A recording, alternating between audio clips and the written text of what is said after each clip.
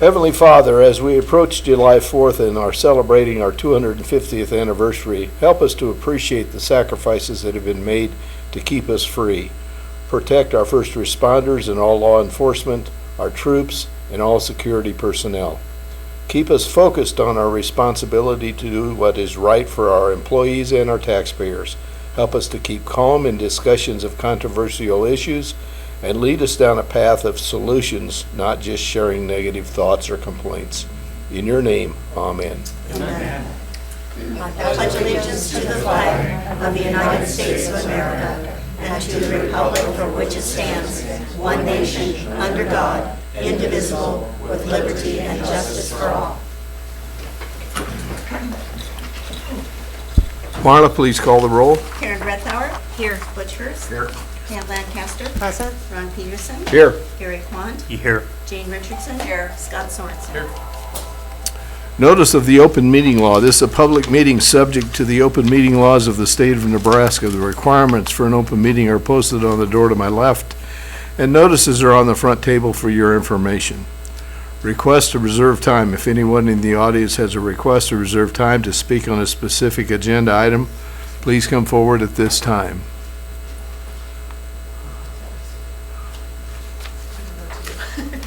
No, if anybody wants to. Yeah, is this a public hearing?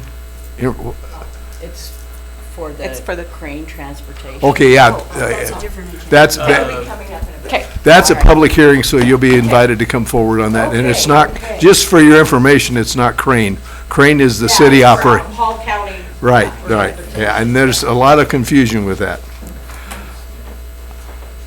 We have verified the affidavit of publication. I would also note that we don't necessarily take things in the order they appear on the agenda. I would entertain a motion to approve the minutes of the June 16th, 2026 meeting. Mr. Chairman, I'd like to make a motion that we approve the minutes of the June 16th, 2026 meeting along with the following consent agenda items.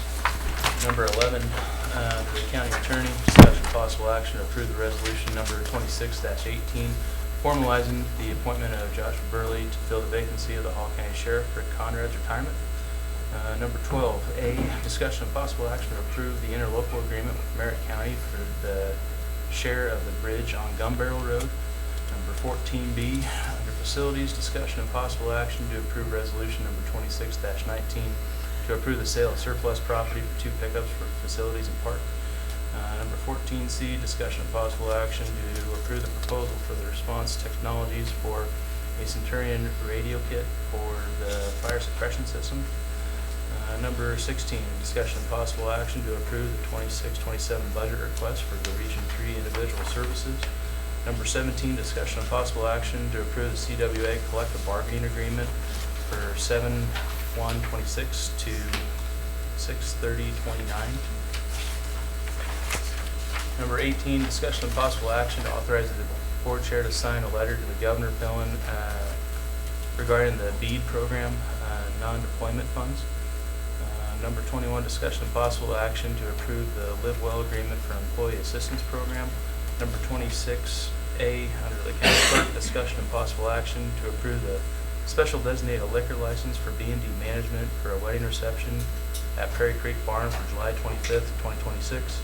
26B, approve the special designated liquor license for the Crick Restaurant and Bar for a wedding reception at Prairie Creek Barn in Caro, Nebraska for August 1st, 2026. Approved number 27, bi-weekly claims. Number 28, county office reports, which were not on file. Number 29, Hall County Treasurer's miscellaneous receipts. And number 30, communications, which were not. I'll second Commissioner Sorensen's motion. Okay, we have a motion and a second on the floor to approve the minutes along with the following consent agenda items: 11, 12A, 14B and C, 16, 17, 18, 21, 26A and B, 27, 28, 29, and 30. Please vote. Voting is open.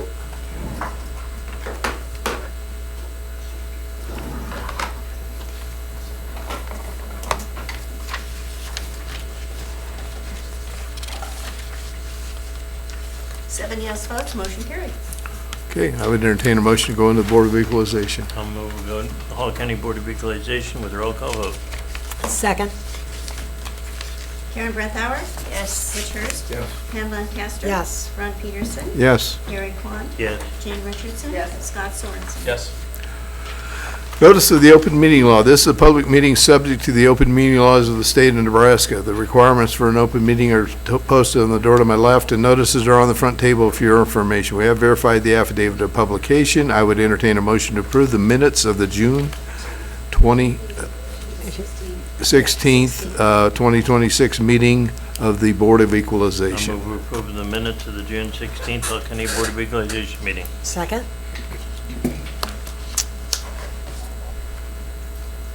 Voting is open.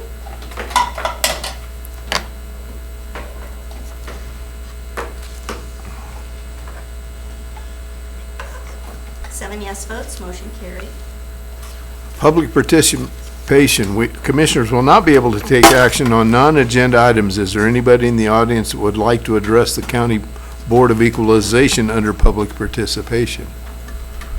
Seeing none, we move on to the county assessor. Hello. Good morning. I just would like to have a motion for the board chair to sign my corrections 935 to 940.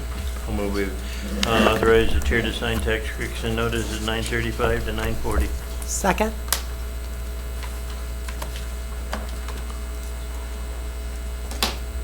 Just a second. Stop. Okay. Sorry about that. Gotta close it.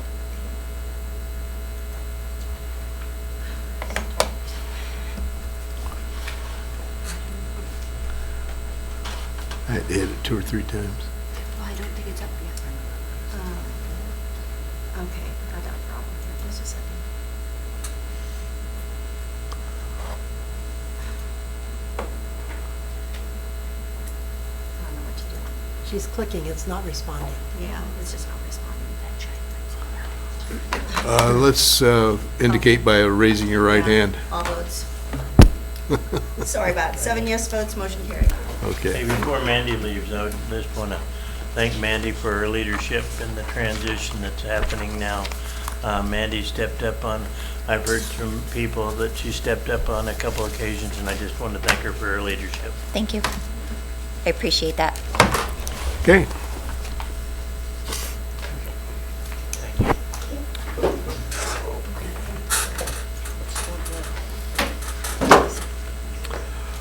Okay, we will adjourn the Board of Equalization and move back into the Board of Commissioners. Under the Board of Commissioners, public participation. If the commissioners will not be able to take action on non-agenda items under the Board of Commissioners, or anybody in the audience would like to address the Board of Commissioners under public participation? I'd like to say one thing. Steve White on the internet right now has a post out there. Individual that come to county board quite a bit, Matthew McGuire, passed away.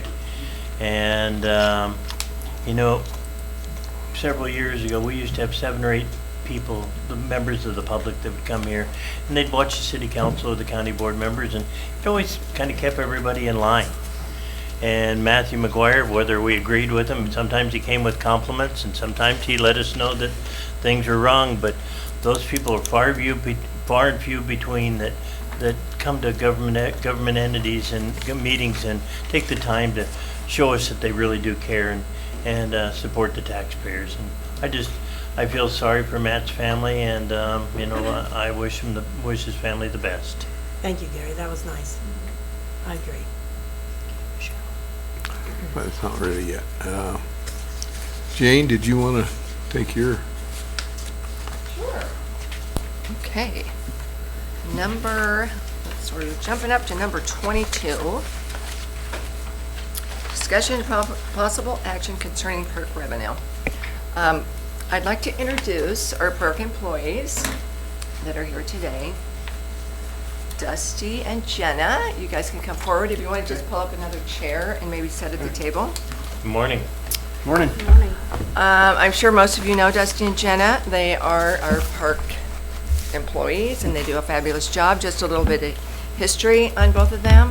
You can go ahead if you'd like. Dusty grew up in Cairo, south of Cairo to be specific, I believe. He attended community college in Hastings. He has a degree in turf management. He started working for the county in 2016, so this will be his 10th year. And he has always been employed as the park superintendent. Jenna is also from south of Cairo, I believe. She arrived in 2022. She has a degree from UNL in horticulture. And so she has been here, this will be her 4th year this summer. They do a fabulous job out of the park. I don't know how many of you have been to the park recently, but it's gorgeous. We are here today to discuss a idea that Dusty brought forward to me, and I thought it was really a great idea. I want to hand out this park revenue sheet. Just take one and pass it along. The idea is as you all know, we get park revenue each year through the campground. It's been at approximately $50,000 a year. I think this year, these numbers are through the end of May, and it's at $35,000. So the idea is to capture a percentage of that revenue and reinvest it in the park. We would have a new budget line, but Dusty and/or Jenna and Dune is on board with this. I don't think Dune is in the room yet, but Dune is on board with this. We've discussed it with him. They would still come before the board and discuss what they want to purchase with it for bigger purchases and get board approval. And it's really an ownership issue. Give them kind of a shot in the arm to take some ownership. They really care about this. This could be some really great items to fund. And before I go any further, I believe Dusty has a PowerPoint. Okay, we are ready for the PowerPoint. I don't know You how to- control it? Oh, you got it Does up. he control Perfect. it? Yeah, I sent So it I to can control Kim. it here. No, I'll control it, just tell me when you want to. Oh, okay. Okay. I'm gonna give you guys each one too, in case you want to write notes or anything. Here's your paper copy of the, all right, here's your paper copy of the PowerPoint.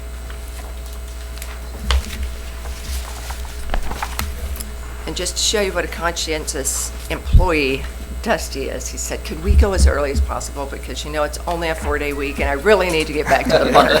Got a lot to do. Got a lot to get done. Yeah.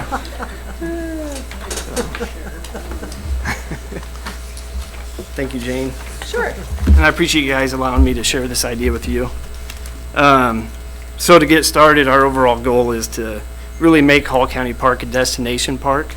I believe we can do that, like Lawrence and Gardens in Omaha or Sunken Gardens in Lincoln. And I think we can do that. So the first slide is our current situation right now is all of our money, revenue, park revenue goes right into the general fund.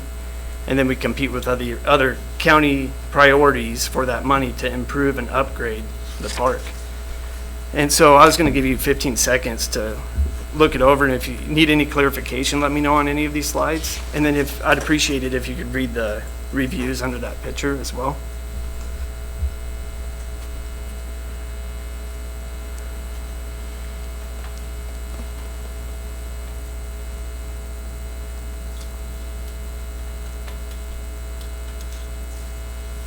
Then if we could go to the next slide.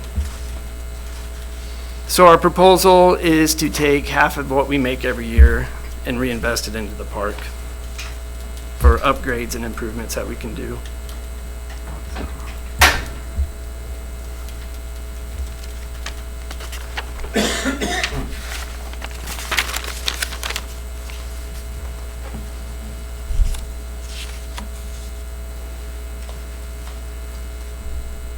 And the next slide, please.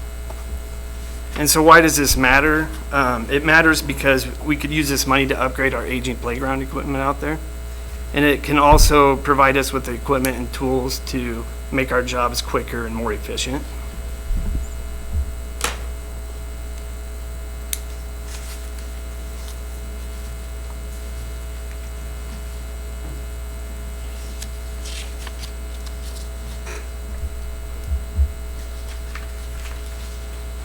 And so, next slide. So why is this financially logical? Is because it'll allow us to not only bring in more campers, I think, from the improvements and everything. It'll also give us a way to make it preventive maintenance instead of reactive maintenance. And you know, reactive maintenance is always more expensive, so.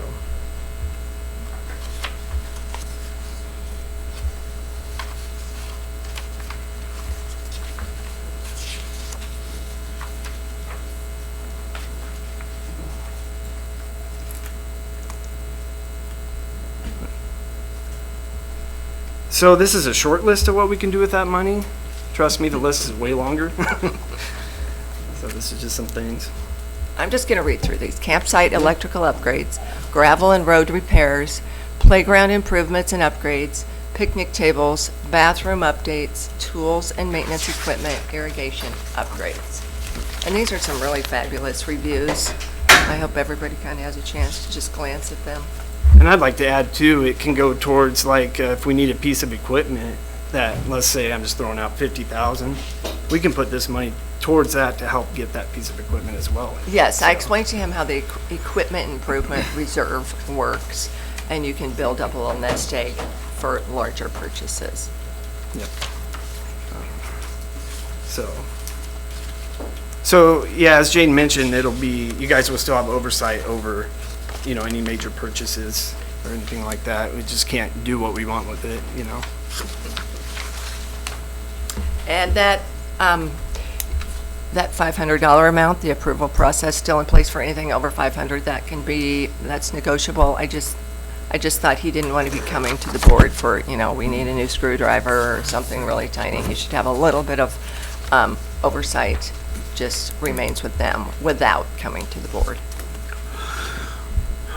So would this be set up as a separate budget item that they, Yes, this would be, I mean, Kim could jump in. I think it would be a complete separate budget line. So you The- can add lines to the current budget, which facilities and the park is all under one budget, which is Dune's responsibility for that budget currently. So you could add lines to that budget. Again, ultimately, I think Dune would have to be signing off on that, how it currently stands. Or you could set up another separate budget just for the park and redesignate the responsibilities, however the board sees fit. Would it make sense, just, I'm thinking out loud, would it make sense to include it in the budget proposal for the facilities department this year, come before the board, and as we analyze the entire budget for the department, then we can determine, as an example, what percentage might make sense based on where we are budget-wise and everything?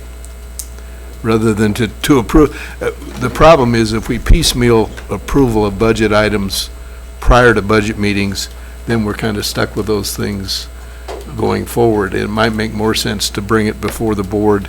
I know there are a couple other issues that are going to come before the budget hearings. but there could be a motion that move forward with the process. Okay, and I'm not sure, did you have a preference with, if you wanted it to be under facilities and have Dune's approval, or were you wanting it to be a completely separate budget line with just your approval? Well, I think Did you with have a- Dune's approval's fine. Okay, yeah. Dune was He- completely on board with this, and they Yeah, worked well he is. together. This is not a separation of powers thing, so. Yeah, yeah, if we- definitely Dune's. Yeah, we can put it under, Pam, did you have some comments? Well, yes, I mean, I hope people, pardon me, really were reading a few of these comments. And I know even the people in the audience, I want the press, I mean, I hope you have a copy of this because it's amazing. Said, I've been camping since 1972. Most beautiful campground I've ever stayed in. I mean, these are not, we didn't ask for these comments. These comments just come to us after people have stayed in the park. Hidden jewel of Hall County, nice place to explore and enjoy some quiet. I mean, it just goes, they're all like that. Just traveled 5,000 miles plus, stayed in 13 RV parks, and Hall County Park was our #1 favorite. I mean, these are amazing. And it's, talk about a number of people that do a job. We've got basically two people that do all of this. And they've somehow or other managed to convince us over the years to do things like Greenhouse. Yeah, the greenhouse. I mean, and the greenhouse has helped them provide all of these flowers and for a song compared to what it would cost to buy them on the market. I mean, I can't say enough nice things about how hard these two people work, what the park is like. My husband and I enjoyed driving out there many times. It's phenomenal. And I agree with Ron, as long as we stick to that premise in everything we do, because we have this, I mean, I don't want to pick and choose, because if we're going to pick, I'm going to pick them. The fact of the matter is, we do this all the time. I mean, people come in and we make decisions about the budget all the time before budget time. And sometimes I think for some department heads, it's by design. You know, for years I've lobbied saying, we don't do anything. In fact, we ought to cut it off about mid-year, about December, and say, we're done till budget. So as long as we treat everyone the same, I'm fine, because like I said, if we're gonna pick and choose, I'm picking them. Yeah. So, and I don't think, I don't think 50% is unreasonable. I hope you all just at least give that some consideration. They're certainly not saying we want it all back and we deserve it all back. They're just saying, you know, and they're not asking for themselves, mind you. They're asking that they return it to the park. And that's, I think the thought of a destination park, that's so cool. Yeah. It's such a good idea. I don't know why I didn't. So thank you Thank both you. so much. Yeah, thank you. Of course, and I agree with Pam as well. I mean, we have budget items on this agenda. Yeah. So I don't like waiting for certain people, not waiting for others. So I'm going to go ahead and make the motion that we approve this idea. I'll second that. Thank you, Gary. You know, if you haven't been out to the park lately, it really is a hidden gem. And I think this is a great idea. Sometimes we can't give, you know, we have a lot of employees asking for raises, and sometimes we can't always do that, and it's just not feasible. So this is a way for them to be incentivized and rewarded for a job well done. Any further discussion? So you would basically say that they should include it in their budget proposal at the time of the budget? Yes. Yeah, okay. All right. Voting is open.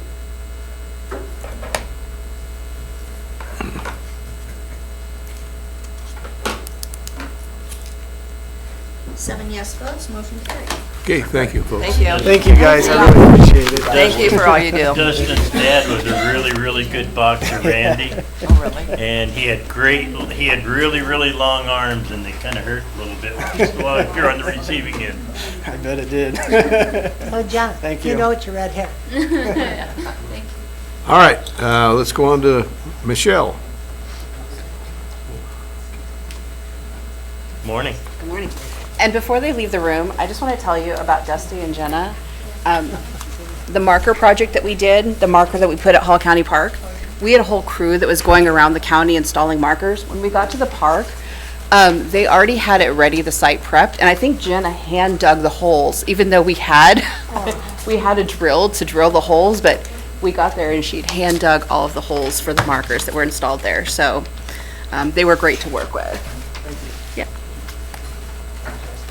So again, thank you for inviting me this morning. I always appreciate the opportunity to come before the board and share a little bit about what the Historical Society has done over the past year.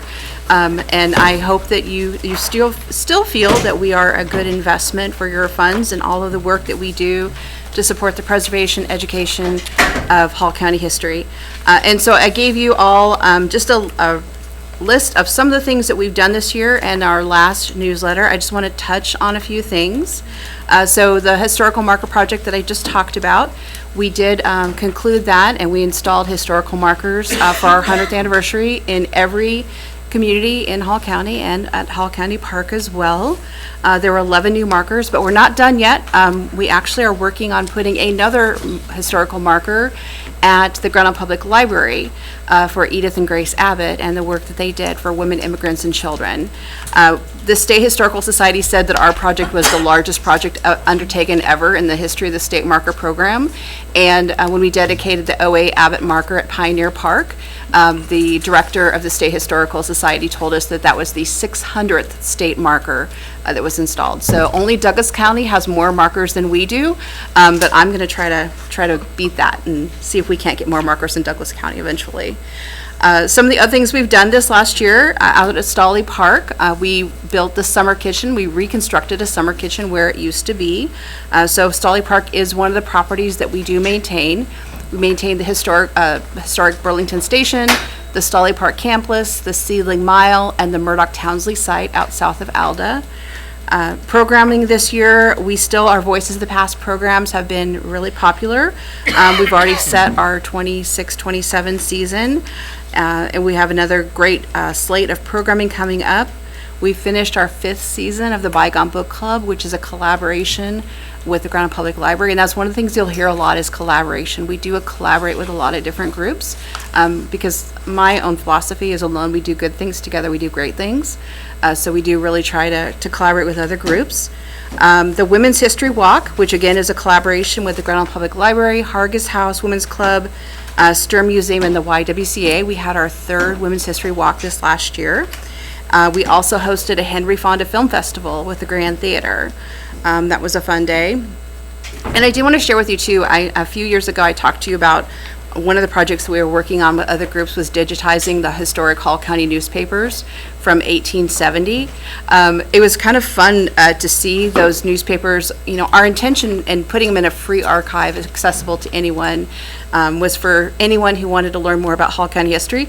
We actually got 2 shout outs on our digitized archives from news medias. Who used our historic archives for stories they were doing on the 2025 Harvest of Harmony, and then on the 2026 Girls State Basketball Tournament when they were talking about the history of Centura. They actually dove into our digitized newspapers and gave us a shout out for doing that project. One of the things that was kind of really fun and exciting just happened in May. There was a new group in Hall County, I don't know if you've heard about it, called the Women Who Care Hall County. It's a group of women who are collectively pooling money to support local nonprofits. My name was drawn to give a pitch. I gave a pitch for the Historical Society and won $15,000 with that money. So those are going to be going back into things and projects that we're going to be doing. And one of the things the board already approved, so at Wood River, and I know you all have heard about the Legacy Station at Wood River that's opening up in the old nursing home, the Library Senior Center Food Pantry.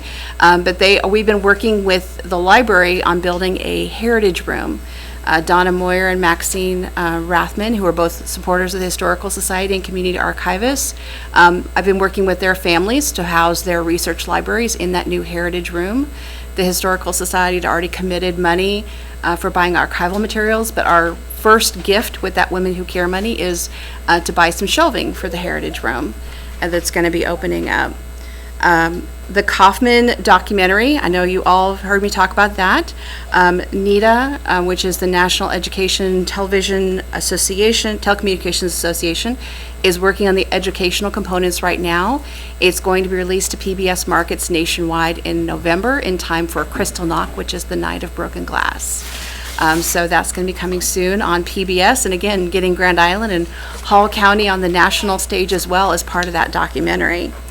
And then the last thing I wanted to talk to you about today is our upcoming work that we're going to be doing with Sturm Museum for the 250th celebration. We always do the German church language service there on the 4th of July because the first settlers arrived on July 4th. We will still be doing that German church language service, but also for this special big 250th anniversary, we are bringing back all 3 years of the Women History Walk. So all 3 years of the posters are going to be on display on the mezzanine of the Sturm Museum, the main building, including the poster for Irene Abernathy, who of course was the first woman elected to this board. So anyone who hadn't had an opportunity to check those posters out and learn about these extraordinary Hall County women, we're going to have another opportunity to do so. And then the other big project that we're doing for the 250th celebration is we are hosting a Hall County Chautauqua. and there's all kinds of information in the newsletter about it. But we are going to have 8 individuals portraying, doing first-person accounts as 8 people who lived in Hall County at different points in time, talking about U.S., Nebraska, and local history from 1776 to 2006. So it's going to be a really fun event. And I hope everyone comes out to the Sturm Museum. There's so much stuff going on for the 250 celebration, and the Historical Society is proud to be a part of that with Sturm Museum as well. So with that, again, I appreciate all of your past support, and if anyone has any questions, I'd be happy to entertain them. I just have you mention that they're still looking for volunteers. As of last Tuesday, Yep. I think we only had 40 and we're looking for 100. I will be there volunteering. Yep, it's going to be a big event at Sturm Museum, yeah.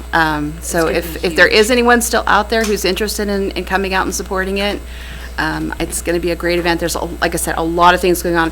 And actually, we did in our newsletter, the center spread is actually a whole schedule of different things going on that day. It's going to be an amazing community event. And I should say, too, that we're going to be gearing up now. So once we get this big celebration, this anniversary celebration done, 2027 is a big year as well. It will be 170 years since the first settlers arrived in Hall County. It'll be 160 years since Nebraska became a state, 105 years since the Historical Society was founded, and 60 years since we built Sturm Museum. And then that, of course, leads into the 160th anniversary of Hall County in 2028. So lots of great things coming up, and lots of great work still to be done. Okay, I would entertain a motion to approve their budget request, I think of $10,000. So moved. I'll second. Okay, go ahead. And before we voted, I just wanted to make a few comments concerning Michelle. I happened to be at that meeting of Hall County Women Who Care, and you are randomly drawn 3 people. You can put your name in. You cannot be an employee of the foundation or entity that you're representing. And the other 2 did quite well. And then Michelle, you had 5 minutes, and there was a ticking thing up on the screen. And Michelle was so polished. She used the entire 5 minutes. Everyone else went about 2.5, and I think they felt like it was about 2.5 hours up there. Michelle was so polished at her presentation. It would we got to 5 seconds because I started thinking, ooh, are they really going to say you have to stop? 5 seconds. She's like, and that will be the end of my program, right on 0. It was amazing. So I was really happy that she got those funds for the Hall County Historical Society. She really is a great representative for them. Thank you. Thank you. Voting is open.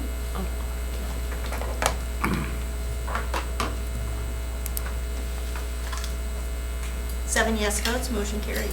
Thank Okay, you. thank you, Michelle. And I hope to see a lot of you on the 4th. Next, I would entertain a motion to open the public hearing for Hall County Transit. Mr. Chairman, I'd like to make a motion. We open a public hearing for Hall County Rural Transit. Second.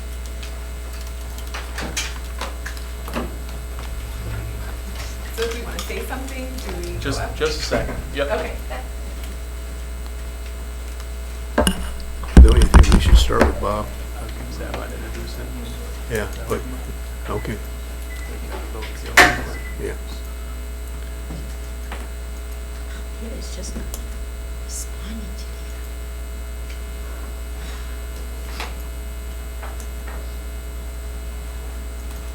you. Okay. Well, it's still under warranty. Yeah. Okay, voting is open, sorry.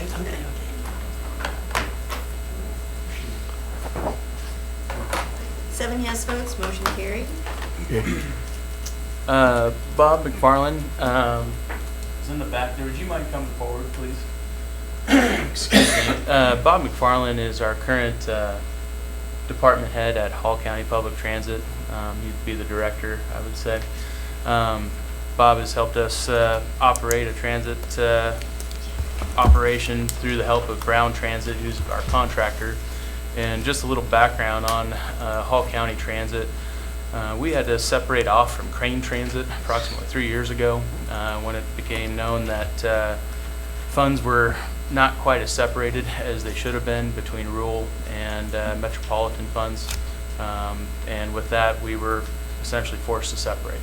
There were some growing pains there. We actually did not have operations for the better part of a year until we were able to go out for bids a second time and got a competitive bid from Brown Transit. I believe it was Holiday Express at the time, but without the help of the Brown family, we would not have been able to operate. At the time, we were unable to receive any other bids.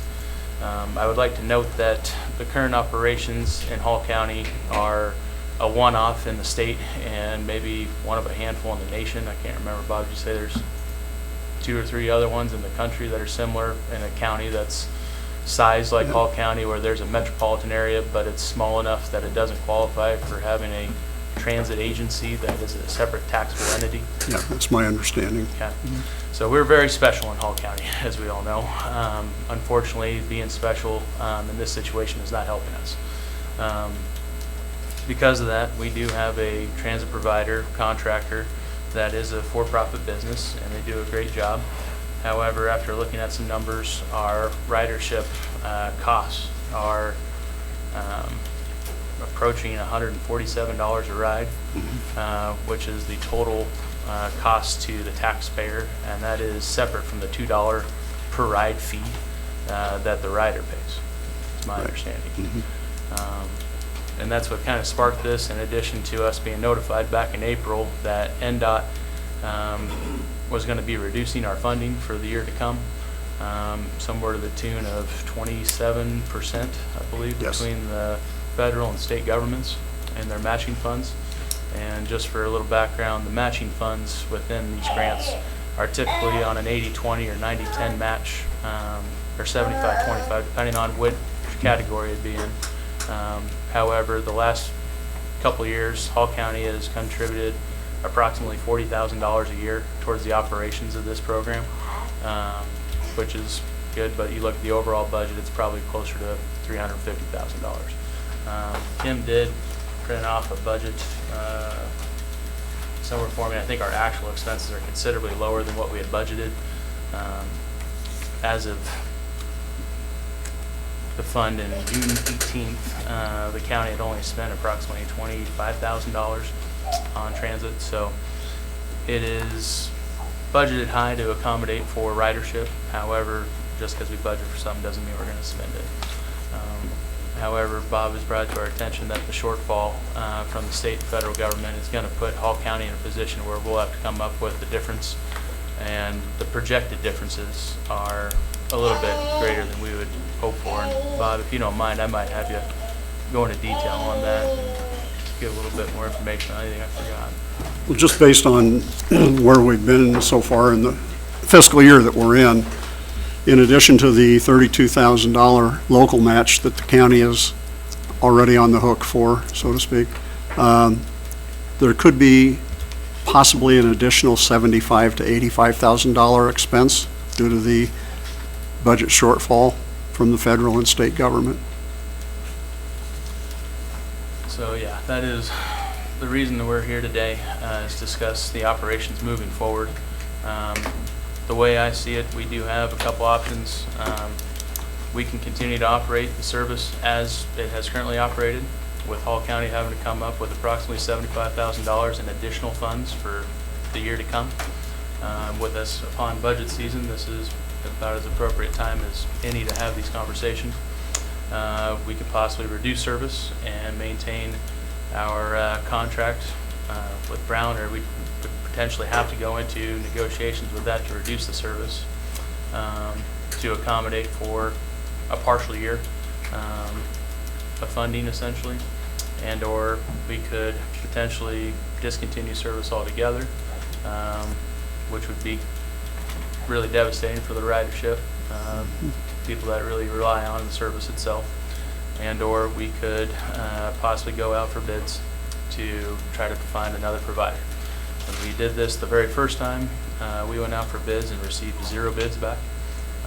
Granted, 3 years ago is different than now. Things can change. The second round of bids we went out for, we were able to receive a bid from Holiday Express. Just a little background on it. Okay, Do you have any other comments, Bob, you want to make? No. Okay. Then we would open the microphone to anybody in the audience that would like to address us. Please limit your talks to 5 minutes, if you would.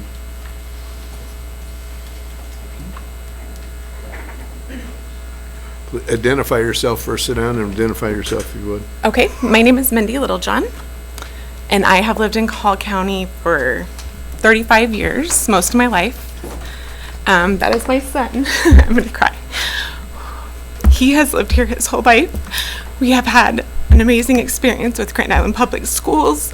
The community in general is just a great community. Like you mentioned, it's kind of big city, but it's like small hometown feeling. Without this service, I don't feel like he would be able to go to work. He works at Bosselman's, and he works 8 to 1, and this has been a great service for him. He has been independent in making his rides. It is affordable, and he is contributing to society. I don't want this to be a thing where we affect our entire community by taking those vulnerable individuals out of the workforce, and then we're like paying more in Medicaid and helping with rent and food stamps and that kind of thing, where they could be actually producing for our community as well. Also, when you look at Uber or Lyft, that's very scary. It's strangers. My son talks all the time about his conversations with the drivers and how they give him advice about things, and I think it means a lot to him, those relationships. And I think that there could be a problem solving to this. I think that $2 is very reasonable, but I think that could be increased. I know that we would be willing to pay more for the service. I think that even $5 is fair for a bus ride. Everything in life has just gone up so much, and our economy is just in such a poor place that I think it would be reasonable to raise the price. I also know that working in Grand Island Public Schools is where I work. We have removed a lot of bus services, so I think that Holiday Express would need some more business, something to think about. I also think about like Give Where You Live. Could we do fundraising for this through that? I would volunteer my time, anything, but just if we took this away, it wouldn't just impact him, it would impact our family, Bosselman's, it would impact just our most vulnerable individuals. And I just hate to take a safeguard away from them when they can be a contributing member of society, which is something that I never thought was possible for him when he was 5 years old. So it's just been a really huge thing. Sorry, I'm so emotional. Well, that's very fine, and appreciate your candor. One of the things that I think we should mention in terms of the fee structure, the way reimbursements work with this program, which is another example of where the government doesn't understand, the federal government, every dollar that we increase the fee for the bus ride reduces the benefit we get from the government. So there's no benefit to raise the rates. And that, again, it doesn't make any sense, but that's just a fact. Ron, going along with things that don't quite make sense. So when we used to operate with Crane as one entity, there were economies of scale. You had the same individuals doing multiple jobs, and where the state, federal government wanting these contracts to be completely separate, we've got to duplicate a lot of things. And unfortunately, that increases cost dramatically. And that is just one of the biggest headaches I think Mick and I have talked about a couple of times, that it makes very little sense as to why the state and federal government would want this. Yeah. And unfortunately, the record keeping for the rural portion of Hall County is probably greater than Crane's operations is for the entire urban metropolitan area, and it just blows my mind personally. And it's beyond frustrating. Thank you. It is.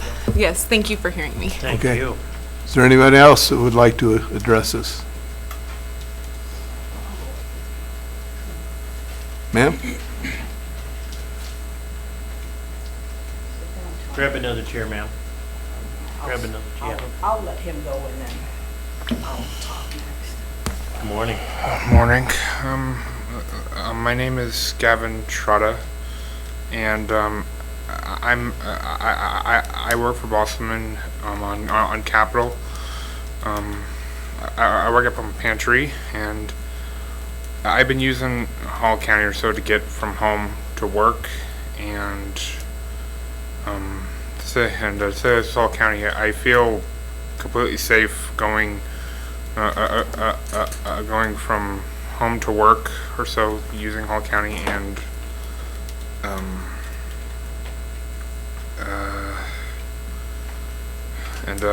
I pretty much have good communications with the bus drivers that work for Hall County,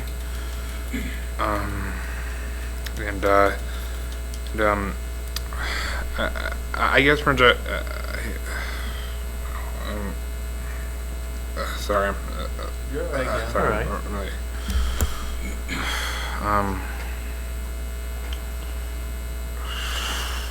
oh boy.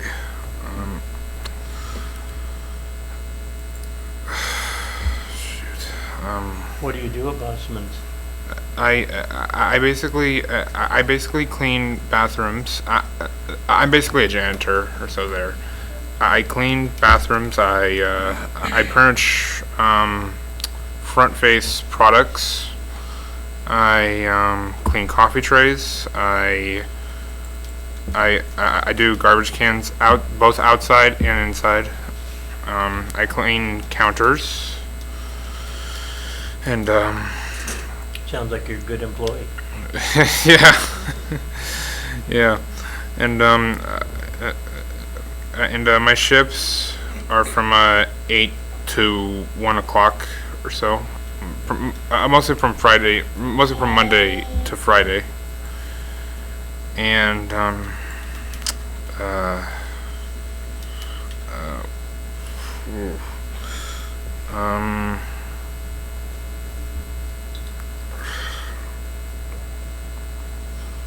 So is that your only way to get to work then?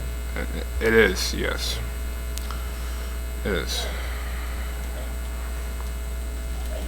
Okay, well, thank you for coming forward and talking to us. We You did a appreciate it. nice very- job. Nice job. Thank you. For what you do for Bosman. Thank you. My name is Pam Franks. I am Gavin's grandma, and Gavin lives with me, and we happen to have moved outside of the city limits of Grand Island, so we're in the little subdivision that's there on by Highway 30 and Stir Road is behind us, and then Stolly Park Road goes by. So we're in that little division. Gavin has been working for Pump and Pantry for 3 years. His mother mentioned that he was born autistic, and when he was 5 years old, you're new to this and you wonder, what is the future for my grandchild, for my child? And being autistic, you don't know where they're going to fall on the spectrum when they're 5. And Grand Island has been an amazing city to live in for special needs children. Our school system does a great job. He has always felt comfortable and safe among his peers and among the people in this town. When he did live in the city, we started out with the Crane service and to get him back and forth to places. And now that we're out in Hall County, of course, it changed. We were scrambling, wondering as a family, what are we going to do when the Crane service couldn't come out to the house? I work a full-time job out at Hornaday. His mother is she's a speech path at Star School. And so Gavin is in a position where he'll never be able to drive. He isn't going to be able to have that kind of freedom. So having some type of public transportation gives him the ability to be a taxpayer, gives him the ability to be a community asset. Another thing that Gavin does is he goes over to the academy for the police officers. They have what they call a mental health day, and he comes in to educate our law enforcement agents on how to deal with somebody with special needs in their job. So that's another way that he has contributed to the community. And we want him to be able to continue to be a valuable part of our society and all children that have special needs. I personally have talked to probably 50 different people about Crane and Hall County Transportation. You wouldn't believe how many people don't even know or understand that that's an ability to get places. Since we don't have bus service like Lincoln or Omaha may have, we had a friend who was going to dialysis, and she couldn't drive herself home because of after she was on dialysis, she's dizzy and things and can't drive. And we told her, she lived in town, and we said, hey, there's Crane service. And she goes, oh, I thought that was something for like people who live in adult, like what we used to call nursing home, adult residents and that kind of thing. I'm like, no, that's for anybody in the city, so I think it's a conundrum, like you spoke of, that our government gets in our own way. That if you raise, because we'd be willing to pay double $2 a ride for his rides. So that's a conundrum that makes government gets in our way. But then also the fact that because there hasn't been a lot of advertising of people understanding what these services even do, I think the ridership would go up. So if you have more riders and you have increased revenue, that cuts down how much money you get from the government as well? Not necessarily. All it does is it spreads out your fixed costs. Okay. That's what it would amount to. Granted, you're still going to have increased costs for the additional hours for drivers, the additional miles for the buses, the fuel, you name it. So it's definitely a catch-22. It's going to add additional costs. And yes, the additional ridership would help spread out some of them, but it would not reduce the overall cost. Yeah. The cost per ride might go down a little bit, but the overall cost would continue to go up. Yeah. And my own personal self, the way I learned about Crane is I got behind one of their vans and was reading the thing at a stop sign. I'm like, oh, okay, so that's for anybody, which I think is a great thing for Grand Island to have, for those people who either don't have a vehicle, don't have the financial ability, or like Gavin, that are special needs and need some way to be carried to different places. We did look into, his mother mentioned the Uber situation. We did look into that, but the cost of that is so high. His working as another catch-22 would make what he has spending money so much lower if he had to pay for an Uber both ways every day. And so that was not a good choice for us. But we definitely appreciate the service, and I feel like the city and the county need those services.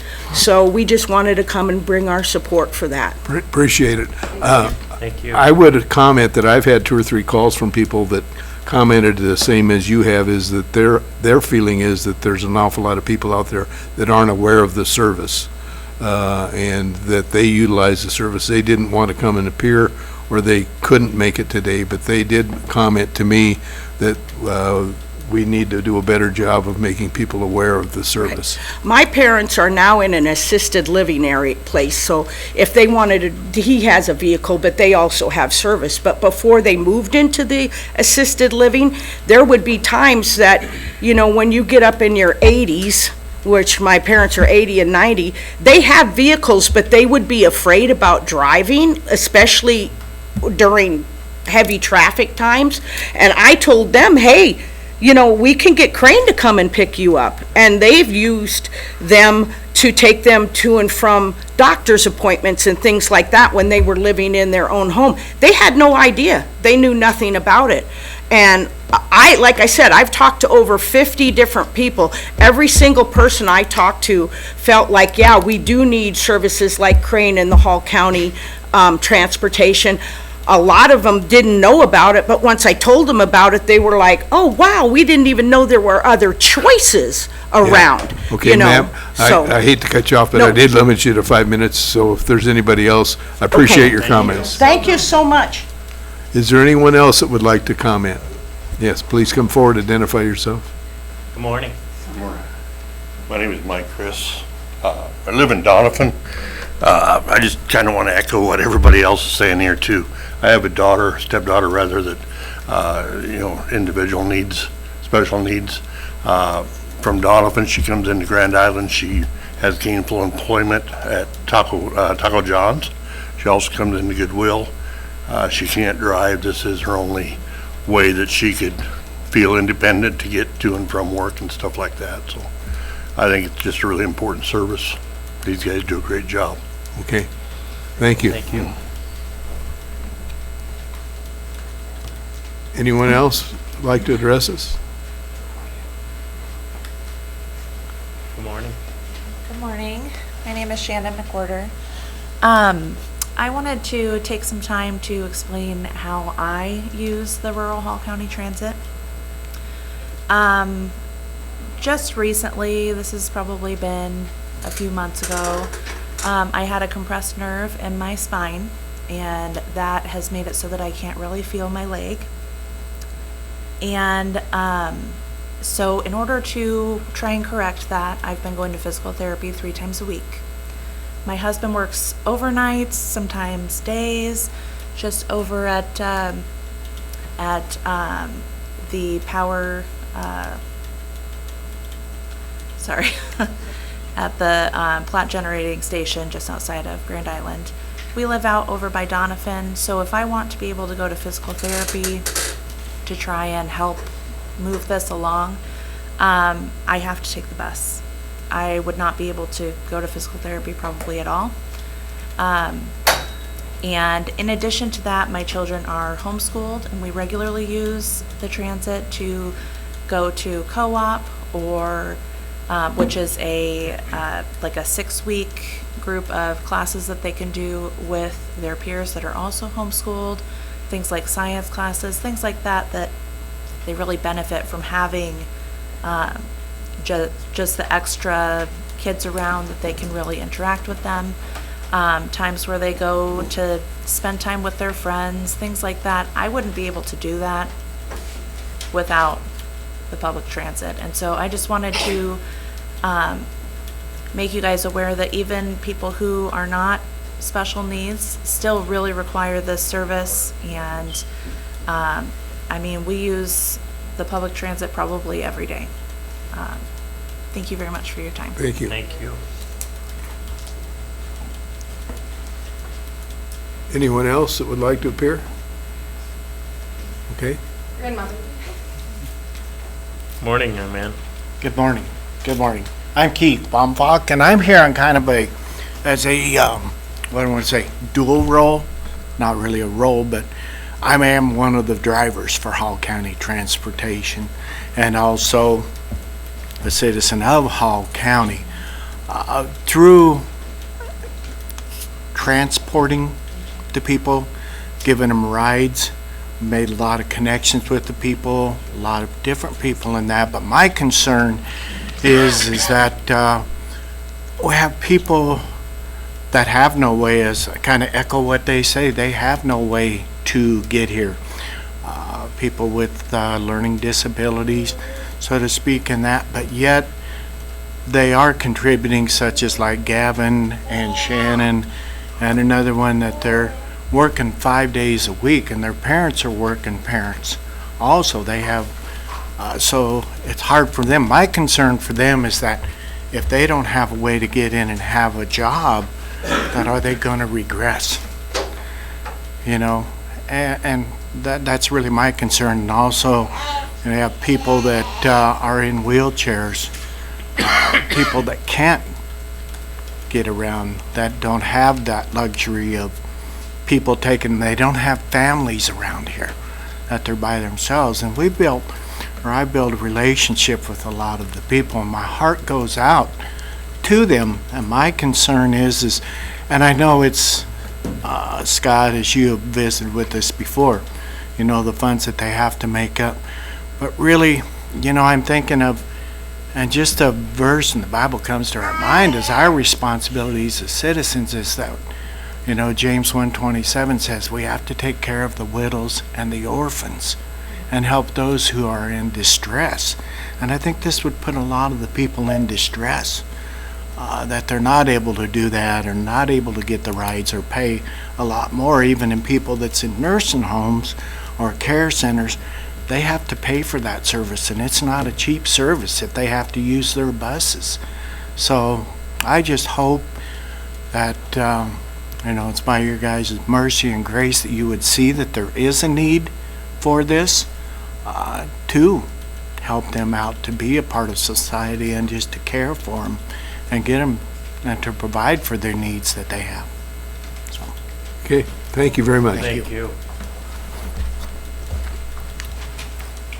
Anyone else? Please come forward. Morning. Good morning. And thank you for the opportunity to have input for this is life-changing for many people, to the negative. So it's nice to be able to have an opportunity to speak. Ma'am, could I ask you to identify And- yourself, please? Thank you. Carol McWhirter, Hall County resident for 47 years. So.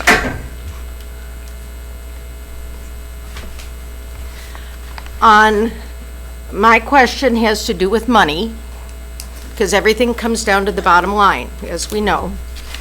So, we're farmers, live in rural Doniphan, retired farmers. We attended on September 16th, 2025, a joint public hearing for real estate tax increase. At that time, and I have the notes and the agenda from the meeting, the actual need was 3%. But at the meeting, the board was asking for a 6% increase. So that would have been a 3% cushion. So my question to you is, with that cushion for the 3% increase extra in the property taxes, could somehow creatively the monies for the shortfall be found in that 3%? So, and just that I appreciate so much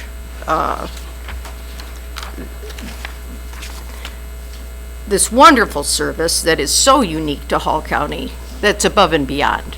So thank you. But we're paying on our farm taxes a lot, and especially with the price of commodities, we landowners are sacrificing a lot. And so maybe budgetarily there could be places to cut to allow the least among us the opportunity to live their lives as you have allowed them. Thank you. Okay, thank you. Thank you. Anyone else? Okay. Bob, you have some more comments?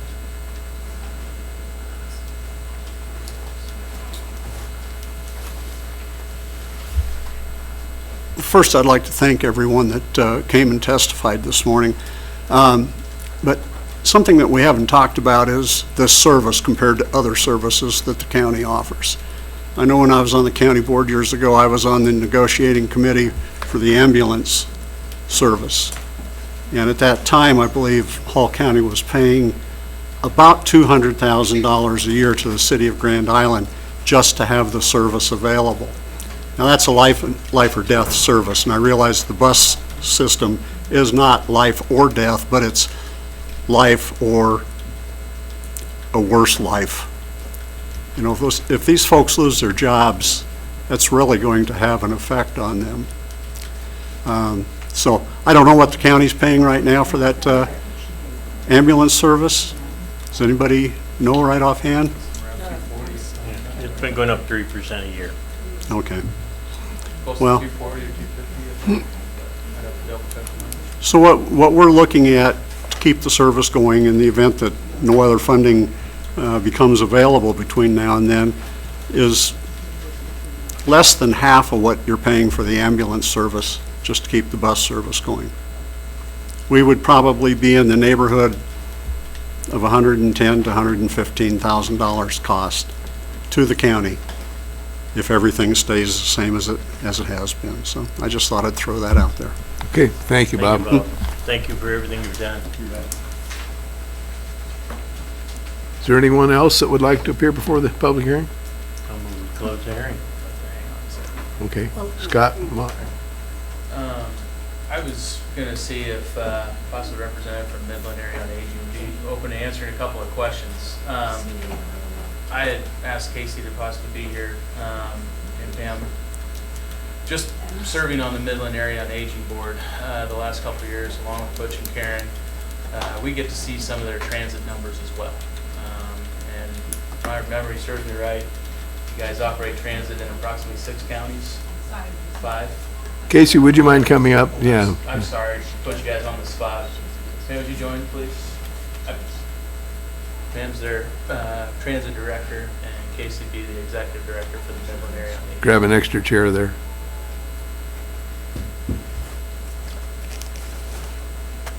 And I guess part of the reason I asked them here is so after seeing their numbers compared to Hall County's numbers on a per ride basis, there just seems to be some pretty big differences in the cost per ride. Knowing that they are covering probably more miles than we are on certain rides. So you guys serve the rural areas of Webster and Knuckles County. You know, a ride to Hastings there and back, you're talking probably 60 miles round trip, if not more. Whereas, you know, a long trip, let's say the west side of Carroll to Grand Island and back, you might be at 40. However, I think your guys' average per cost ride is in the mid-60s. Is that right? Per boarding. Per boarding. But around $50 to $60. Okay.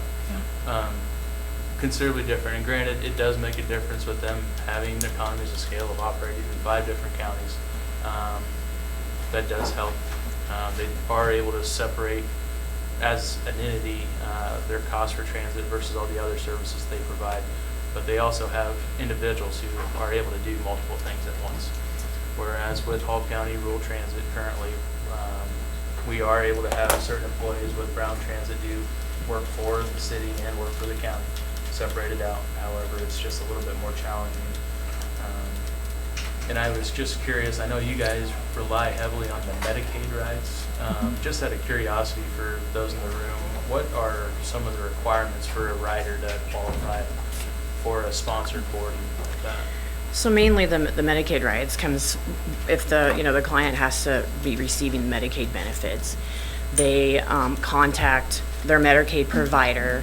The provider does all the transportation work, the end of it. They just tell them their time of their appointment, where their appointment is, and then Medicaid goes ahead and puts it into a system. If it's in our service area, then it's automatically directed to us, or it can be put on a marketplace where we can go in and go ahead and take that if we're, able to do that. So that's more or less, the main thing is they have to have that Medicaid. The Medicaid benefit has to, not all To be in Medicaid, not all people who are on Medicaid have the transportation benefit. Okay. So they just have to call to verify that they have it or request it. That's what I was curious about Yeah. for those in the room that were talking about Yeah. being disabled to the point where they can't drive. I didn't know if Medicaid had been looked into at all, but I have looked into that. Okay. And it was unavailable for me. just double checking. And we do provide Medicaid service in Hall County already. Yeah. Yeah, that was the other thing. I wanted to make sure it was known that if individuals are qualified for Medicaid rides, there are opportunities there outside of the rural Hall County transit. Along with the 5 counties, we provide the Medicaid in Adams County and in Hall County. Where are your vehicles garaged? Are they in one location, or do you have multiple locations? We have multiple locations. We have vehicles in each county, so they're accessible to the residents there that need them. I got you. And the ones that are, when we bring them to Hall, they're housed in Hastings there. Okay. All right. Pam? So Pam, Yes. is the, when you talk about the Medicaid rides, is there an enhanced amount, an enhanced cost for the person? In other words, do you receive a bigger benefit from a Medicaid ride than you We would have a from- set rate. The Medicaid gives us a set rate, and that's what we receive. And so Yes. does that go against, like the typical $2 ride, does that go against what you're able to receive, or does that enhance your budget so Yeah, that the cost it- is less? Yes. Go ahead. Yeah, it does. We contract with MTM, who is the Medicaid provider for the state. So we set rates with them, and we don't, that money goes against the invoice. So it allows us to provide more service. Yes. So it would be something, I mean, that's a possibility, something to look into or have people look into. They have to do it on their own, correct? You don't do it for them, Pam? No, they have to Yeah. call in on their own. But to be provider, it's a lot. You have, there's a lot of hoops that we jump through to be able to provide Medicaid. You just can't sign up for it and say we're gonna provide the service.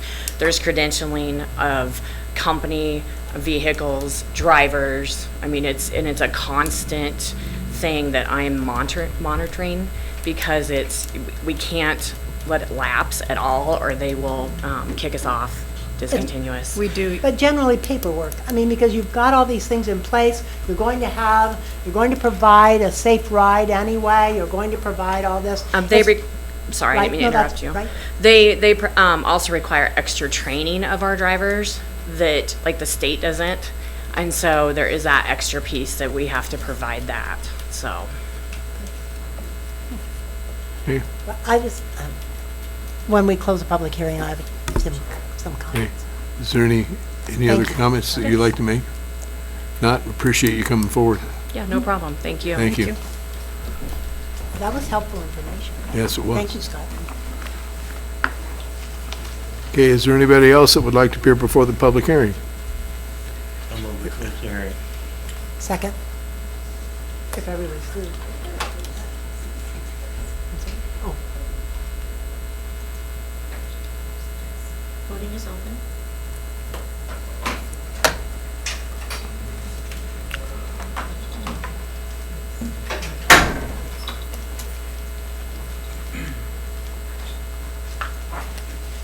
Seven yes votes, motion carried. Okay,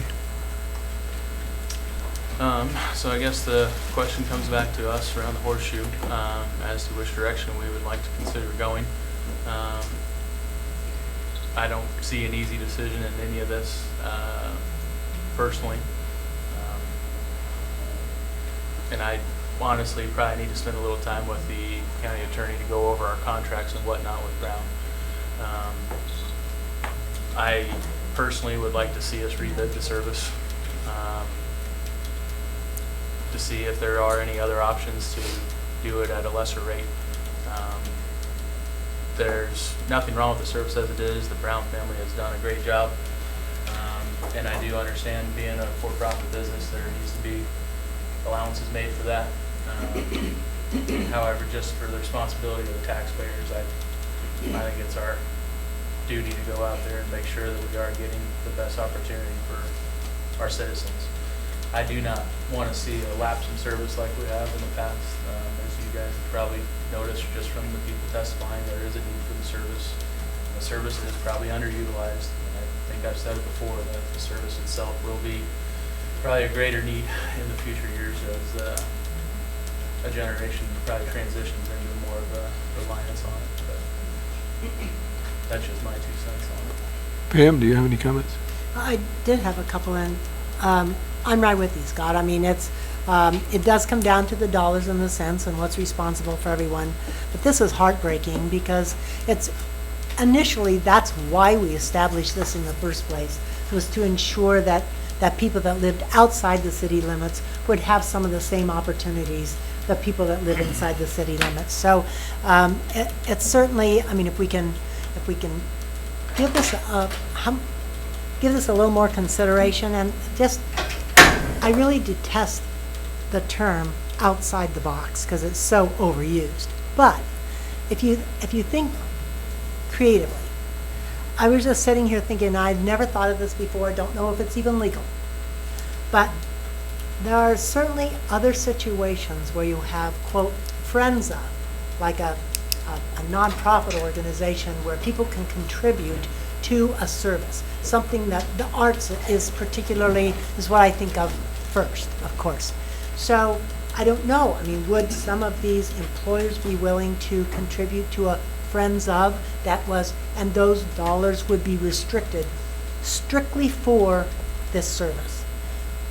And in a broader sense, I mean, anyway, we have other models is what I'm trying to say to you, that, and I don't know if that's even possible. I don't know if it's legal. I don't know if we could do it. I don't know why it wouldn't be. But it's just a thought, just something that might preserve some of these, maybe if the people wanted to contribute more, if they contributed to friends of, knowing that those dollars went only for transportation, not for our roads, not for our ambulance service, not for anything else, only for this service. Just a thought. So, great thought. A couple years ago when Corinne Donnie was helping us go through this transition, she mentioned that as well, of trying to reach out to area businesses to help with the local match side of things. Bob, correct me if I'm not wrong, but the way it was also explained, I think from NDOT, was if we were to get those contributions, those come off the top, similar to our fees for the ridership. So let's say we get... Why, if it comes to Hall County? Maybe the structure, it doesn't go to the state. That's fair. I guess it would probably have to be some creative paperwork and whatnot, I'm sure, which I'm not opposed to. It's just, yes, this entire system just seems a little bit close to broken. I agree. Gary? I agree with Commissioner Sorensen and Commissioner Lancaster that I think it's a badly needed service. It'd be a life changer for a lot of individuals, and we need to look and see just how we can do this in a different manner to make it feasible where the Hall County can afford it. Yeah. I think what we maybe ought to do is not make any decision today other than to say we're going to investigate further options and study all possibilities and moving forward, trying to figure out a way that we can make it work. How long do we have? Well, assuming we operate service as is, with our current proposed budget, there would not be any need for changes until March 1st, roughly. Give us a little time. However, that is utilizing the full budget that we've used in the past. Come budget season here in the next month, I think it'd be very wise of us to have a decision made one way or another. I guess this would be calling upon the county attorney and or his office to possibly lean on a little bit to go through some papers to figure out what an option forward would be with our current contract. I would personally like to see the contract stay with Brown if possible. However, the current state is probably not quite the best opportunity for all the taxpayers. With that being said, I don't know. The only thing I am aware of within the contract is there's a 90-day notice that needs to be given for any change in service with their contractor, Brown Transit. Outside of that, I do not know the contract as well as I should. So I guess I'd make a motion that we employ the county attorney's office along with myself and Brown Transit to get together in the next 2 weeks to go over the contract in detail as to what our options are for moving forward. I'd leave it at that. I'll second Commissioner Sorensen's motion. If I can add to that, please don't misunderstand. I wasn't suggesting that we put this off till February. I'm saying that if we have 60, 90 days while we're doing the budget to explore some other options. And I'm just saying, my thought process, and we talked about it, it was more on the county side. The state's going to do what the state's going to do. Working with them, as you well know, is pretty much a lost cause. They write the rules and we follow them. So the opportunities would be on our side, on Hall County side. And we've had situations before. Hall County Park is a great example where people have given us restricted funds. Those funds were only to be used for Hall County Park. and we didn't have any problem doing that. So I'm just saying, we have other models. It's a little unique, perhaps, but sometimes, you know, it takes that to accomplish what you need to. So, thank you, Scott, for bringing this forward and for all you've done. You've done a lot. Scott. Okay, we have a motion second on the floor.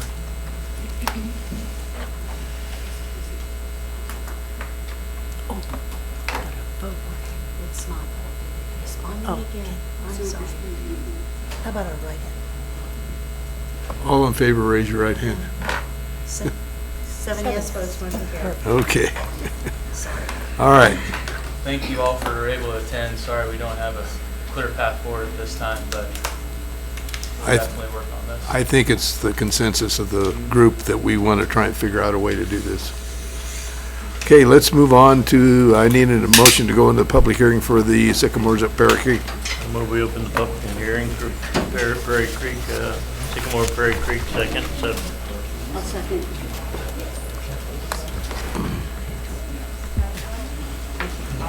Okay, all in favor, raise your right hand. To open the public hearing. Public hearing. 7 yes votes, motion carried. Morning, Chad. Good morning. Thank you, Chairman. The item before you this morning is a kind of a redo of the Sycamores at Prairie Creek. You remember that up at 1R Road and 281. We had substantial controversy over it 6 months ago. This one, there was an old building site immediately to the north of Sycamores at Prairie Creek that was sold to the adjoining property owner at the same time this property was sold to the people who are developing it, and a little bit of dry land crop ground right along the north edge. The owner of that property, Artie Moeller, offered to sell that building site to the developers of the Sycamores at Prairie Creek. That building site could have been split off separately, and they could have had a half-mile long driveway, but they could have sold that off separately and just subdivided that off and had their own piece there. Instead, they are proposing to incorporate it into the Sycamores at Prairie Creek.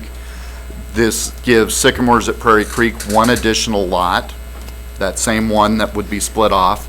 It also makes their lots a little bit nicer shape for those two lots, especially in the northwest corner. The Planning Commission did hold a public, the northwest corner of the subdivision. Okay. Yeah. I was gonna say, wait a minute. Yeah, the very northwest corner of that, right where that existing building site was. Perfect. And Sorry, Chad, I just. nope, I saw you working your way through it and thought I would clarify.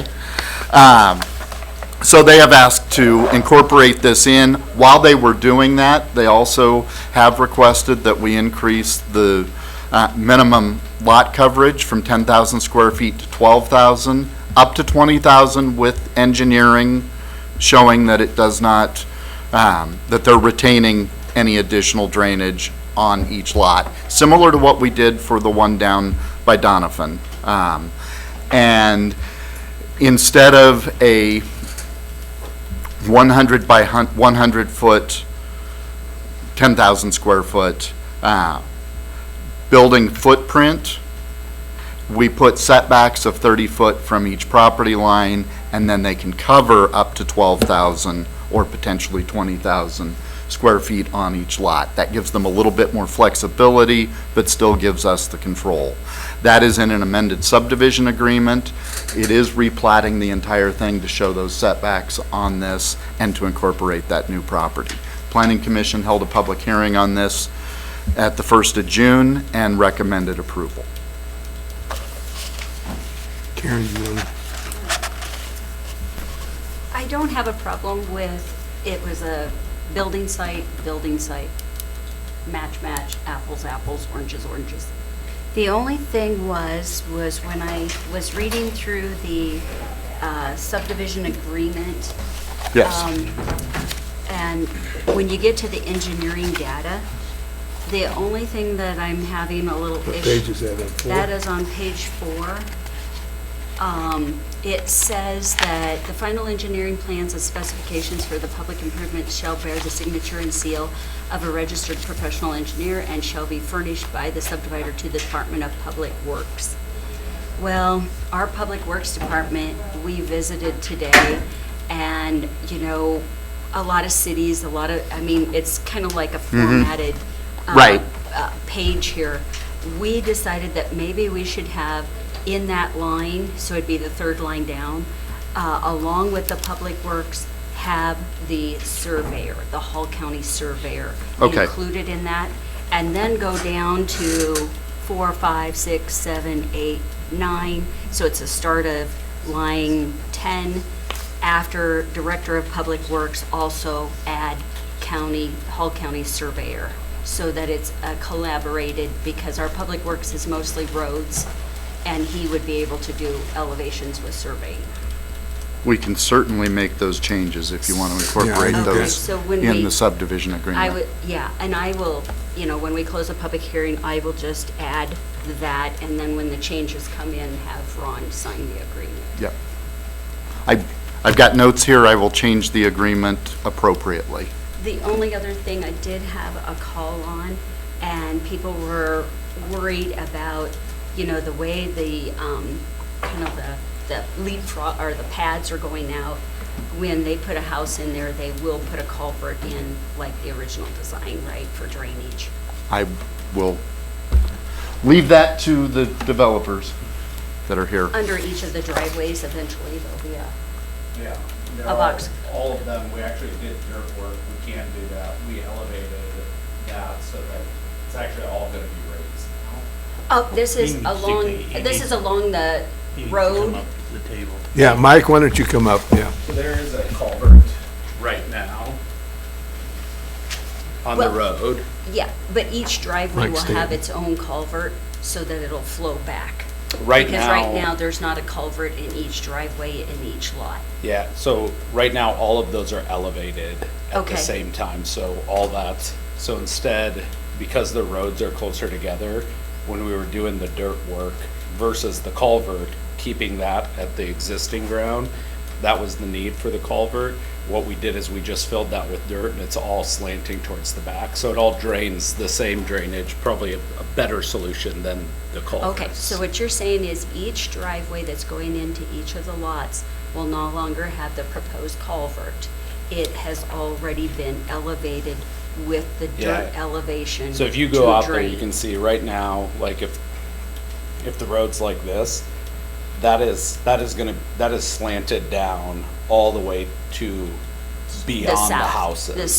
The south, like, South and then east. East So corners, the east okay. houses, and then like even with these, because we'll have to redo some dirt work for the proposed lot. So it's basically so that everything gets pushed away from the houses, where if we did the culvert there, it would actually be counterproductive, because when you dig the houses out and to stay in accordance with the flood-proof basement plans, we've got to put all that fill somewhere. And so it's almost like the culverts would end up being buried, and you'd basically create these little okay, ditches. that was their question, thank you for Yeah. answering. And then the other thing was, they were wondering if there was an outlet from the pond. Yeah, so that rolls, that ditch along Highway 281, so even this bad rain we just got, so all of that runs. So the South to the creek. So the Yeah. overflow from the pond will go into the 281 ditch and then go down to the creek at the south and then travel on. Yeah, and like, so it the way it's graded, so the creek overflowed two weeks ago, and the entire property was dry. That ditch was full, as was The pond. all, the pond never flooded. Yeah, okay, that's why I drive by every week. So we were driving by every day. The pond was 10 feet was probably the closest, and Yeah. and then it came right back down. The creek overflowed, and I don't know where it runs to. It's north of Chapman Road. It seems like that ditch, and It's flat, it's slow to drain. so, Okay, that was my questions. Yeah. You clarified it, it's on record, we're good. Okay. Any other questions for Chad? If not, we would open the public hearing. If there's anybody in the audience who wants to address the public hearing.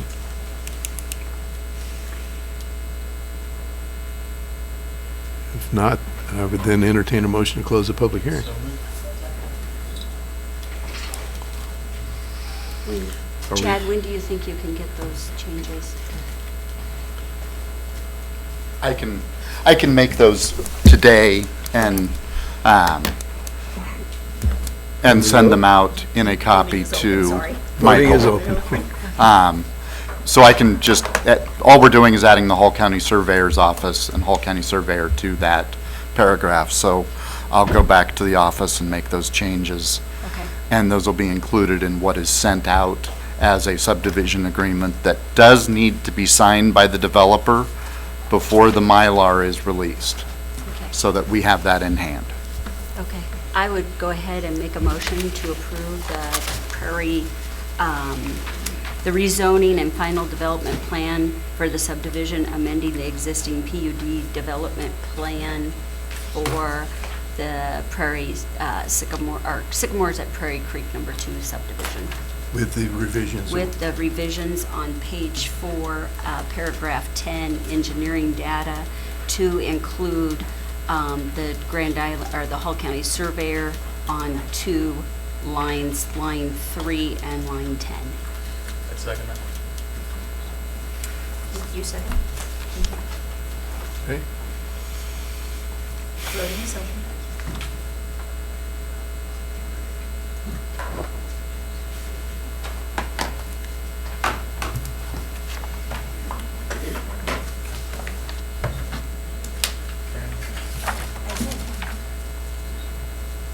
Thank you. Good.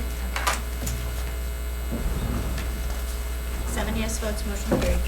Thank you very much. Thank you. Thank you. Chad, while you're here, I just want to let everybody know it would be under committee reports, but Chad is going to go ahead. We've got an item on tomorrow night for the Planning Commission to go over the proposed data center stuff, Or to discuss, discuss, if I may. Yeah.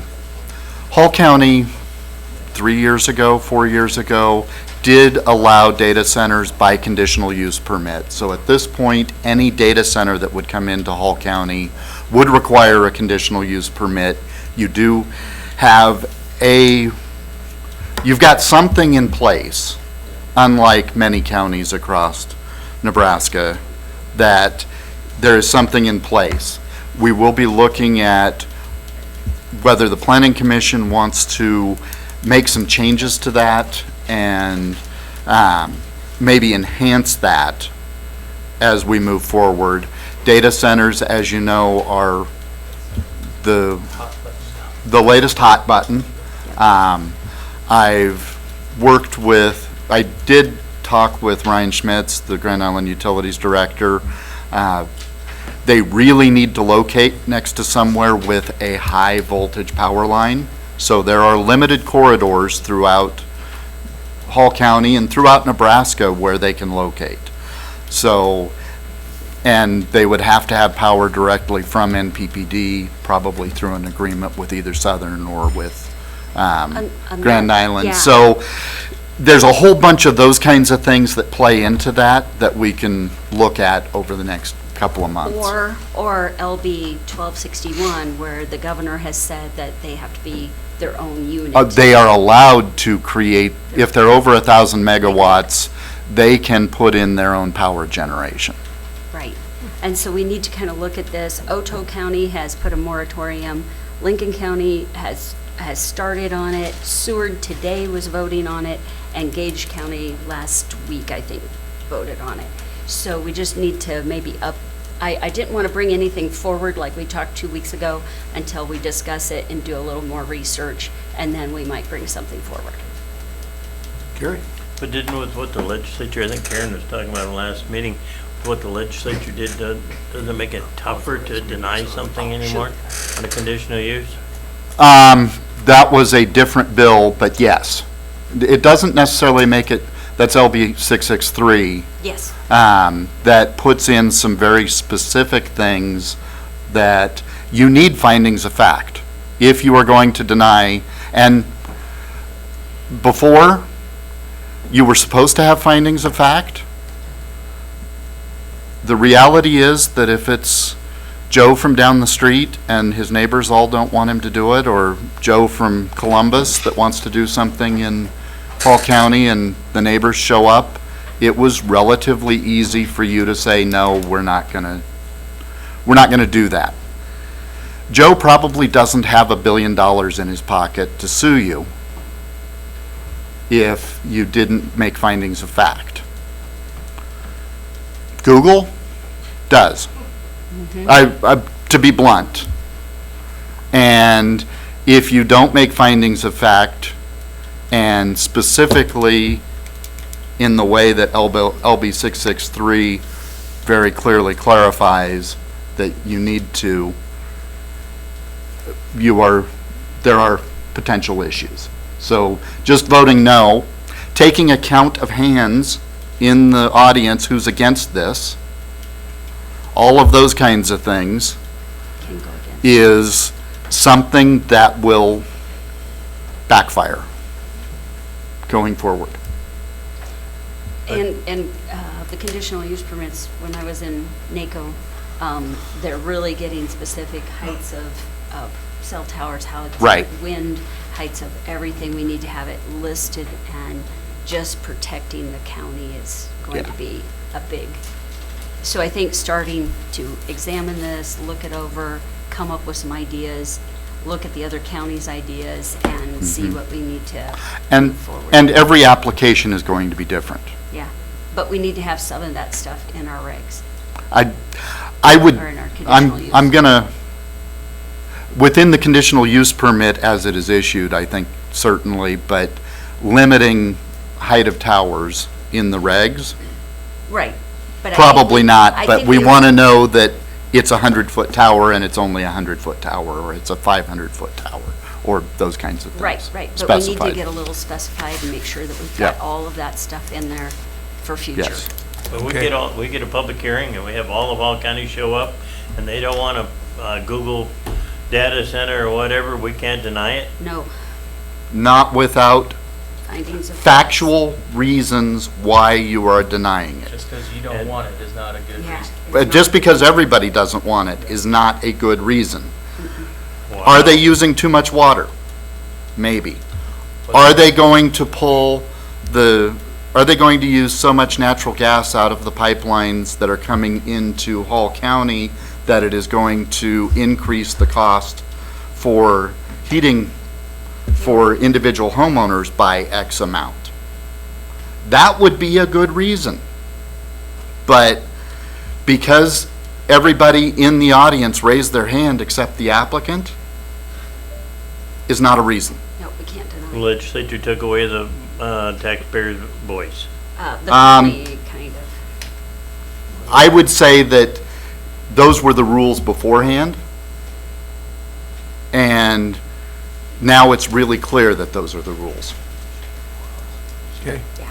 Pam, Anyway. do you have a question? No, I just had a comment, because quite frankly, I don't want to leave the public or anyone with the impression that that's how we ran our business. No. No. We did use those criteria as well, that, as you have pointed out, don't count. But clear back in the Sarah Carstensen era, Oh, yeah. with your leadership, she would say, you need some findings of fact to add to this. Right. So were we as specific as maybe we're required to be now? But to say that we just simply looked at the neighbors and said, I think that left an inappropriate opinion, when in fact, Chad, we know you, everybody who knows you well. Your leadership and your specificity would never have allowed that. So anyway, I just want to make sure that people understand, are we held to a higher standard now? I think we are, well, not even think, we are. But it's not that we didn't consider the roads. Right. We considered the water, we considered how they would dispose of the materials if in fact the project failed. We have our building inspector who looked after these things, held them accountable. So building we and grounds. did stuff. Right. So, you know. Absolutely. But we just I did gotta- not mean to, Yeah, we just have I to know. refine it and I make just sure wanna that make we're sure doing but, things. but going No one can be forward, sold short. but Yeah. going forward, we need to tighten things up. Exactly. Okay. Thank you, Chad. Thank you, Thank Chad. you. Chad. Scott, I think you have another motion that we need to make regarding the Sycamores Yeah, so project. my understanding is Karen made a motion to approve the subdivision agreement. We also need to make a motion to have the board chair sign that. I'll amend my motion Well, it's to. already voted on, so just, yeah. Oh, just make okay. it. Oh, it's two separate, okay.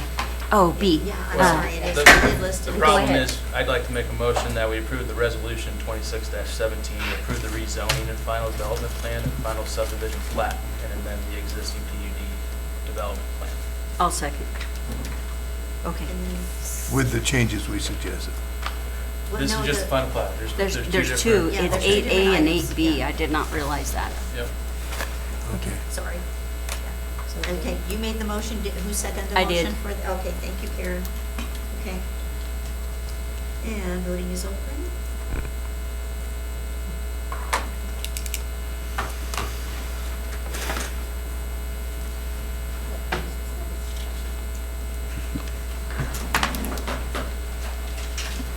Seven yes votes, motion carried. Thank you very much. Jen, Welcome. we need a motion to allow the board chair to sign the Subdivision agreement. subdivision agreement with the amendments that Karen made. Second.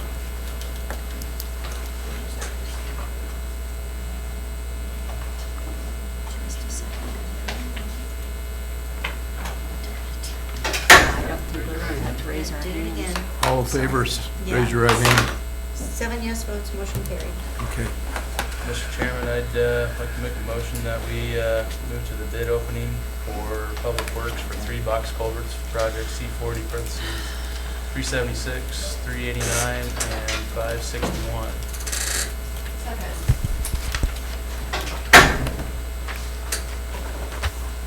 Morning. All in favor, raise your right hand. 7 yes votes, motion carried. Thank you. Morning. Thank you.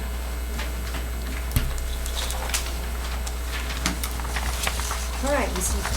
Thank you. Listen to this, folks. This might be a record. Eight bids. Wow, bids this morning, Wow. yes, Good for us. yes. Give one to Marty. Hopefully it ain't good.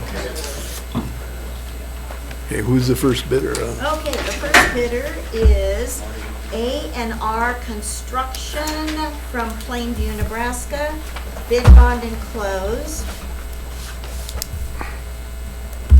I don't know that we've ever had anything from them before. Now, you've got 3 different projects, so I will read the total on each one. Just total, just total. Project She can just go total. she wants. Marlon, Just go. They're all What do you one. want to do? It's all You Just- want the They're total all bid tied? for all? Total bid for all. Thank Total you. bid for all, They're that's all- much easier, thank you. Okay, total bid, $801,002.84. The next bid is Diamond Do we Engineering. need start and completion, or do we need start and Oh, completion? sorry about that. I don't know. It's just on here, so I just asked. Yes, they are on this list. Beginning date for construction, September 26th. Estimate for construction completion, October 26th. The next bid is Diamond Engineering, Grand Island, Nebraska, bid bond and close.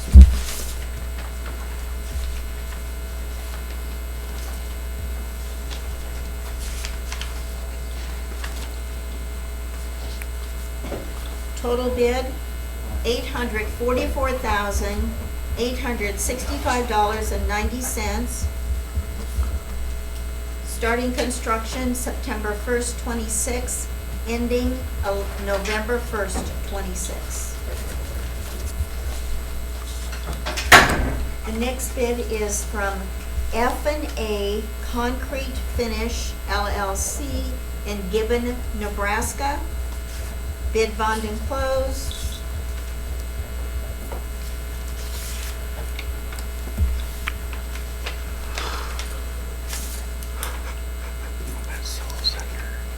Total bid, $744,925. Beginning construction January 25th, 27. Ending date April 2nd, 2027.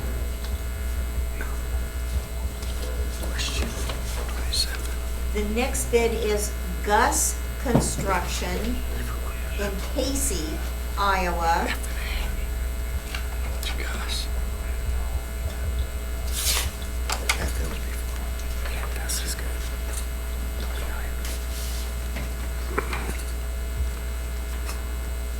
Let's see if there's a bid bond.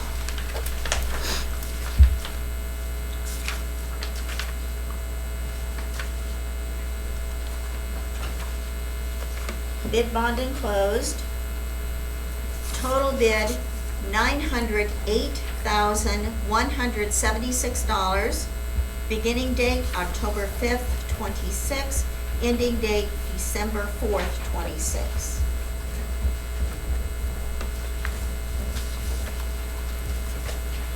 The next one is Lovato Construction, Lincoln, Nebraska.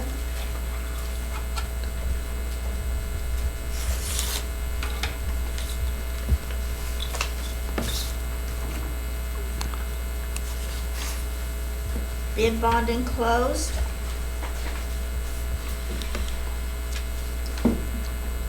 Total bid, $1,296,171.50. Starting construction January 19th, 27. End date March 20th, 27.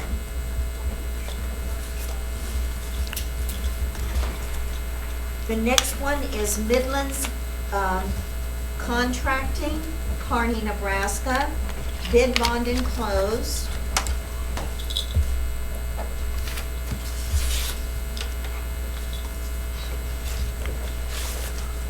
Like every possible bidder bid on it. I know. It's so off the board. Total bid, $960,344.75. Starting date, November 1st, 26. Ending date, April 30th, 27. The next one is Saul Ramos Construction, Shelton, Nebraska. Bid bond enclosed.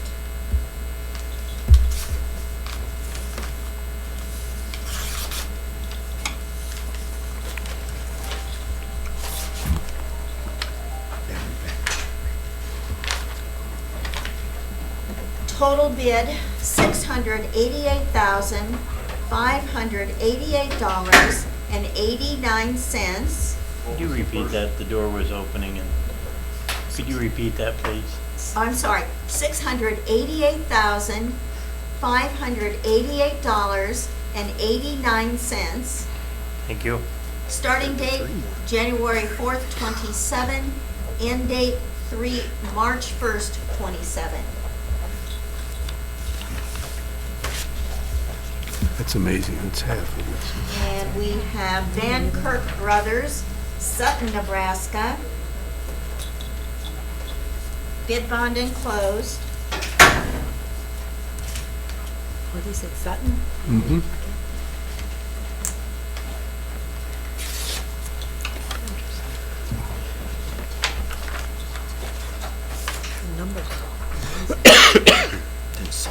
Total bid, $699,894.90. Start date, December 26th. End date, January 2027. And the last one is Vote Enterprises, Lincoln, Nebraska.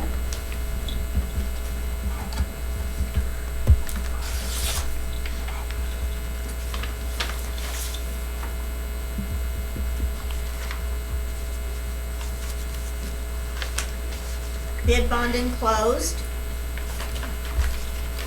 Total bid, $697,000.30. Beginning date, March 8th, 27. Ending date, May 7th, 27. We had 9 minutes. I got 9 of them. Yeah. Yeah, that's Oh, nine. yeah, there was one, yeah, sorry about that. I'd be happy to make a motion to accept the bids as read and send it out to our public works director. Almost a $500,000 difference from top to bottom. Well, this one almost is half of the other one. Holy moly. Second. Just trying to I got it right here. get them and we'll go check them. Yeah. You're going to accept and refer, right? Yes. Sorry. Catch up with Do you need a, you're gonna have do you to need do a it. cart to carry those out? But, yeah. You could only wish. I know, it's not working very good for me today, I'm sorry. Okay, all in favor, raise your right hand. 7 yes votes, motion carried. See it there? I don't wonder. It's just dragging. Oh, I am so sorry. That is, they are a mess. There's a lot of that. For that much difference, it would take a mess for you. Okay, all right, I'll let you straighten them out then. Amazing. Okay, Let's see, where are we now?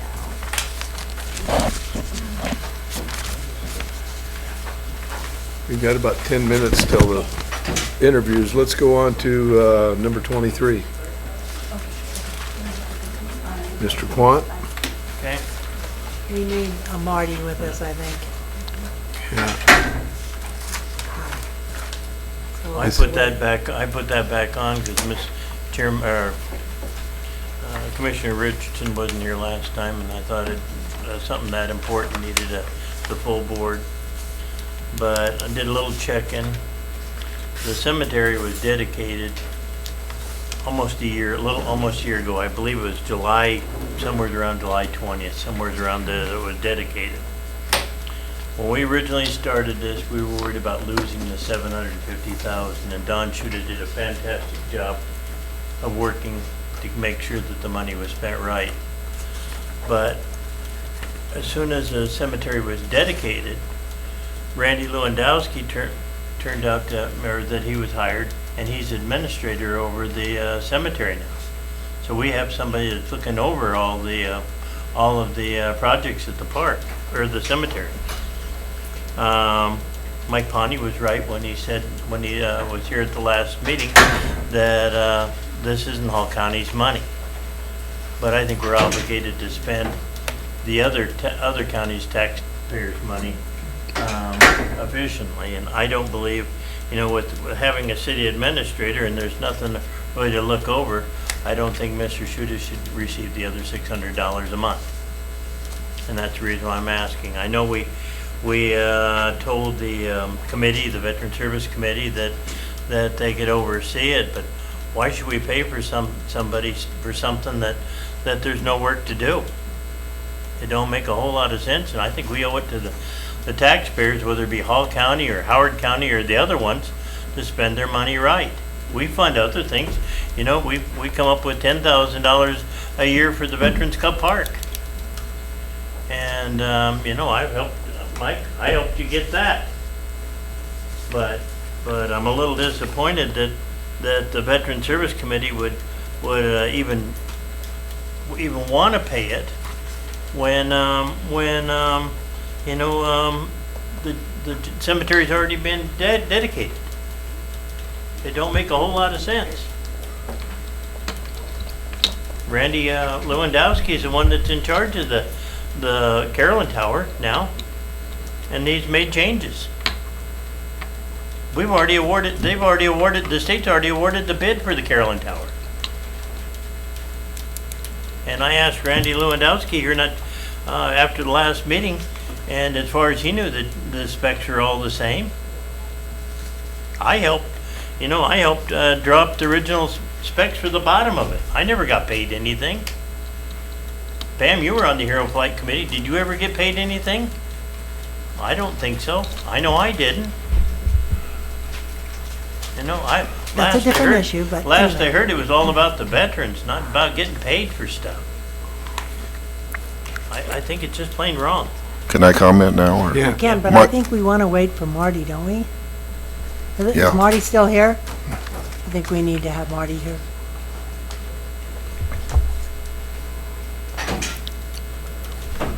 No, where he is right now, but we can wait on this issue until we have, his.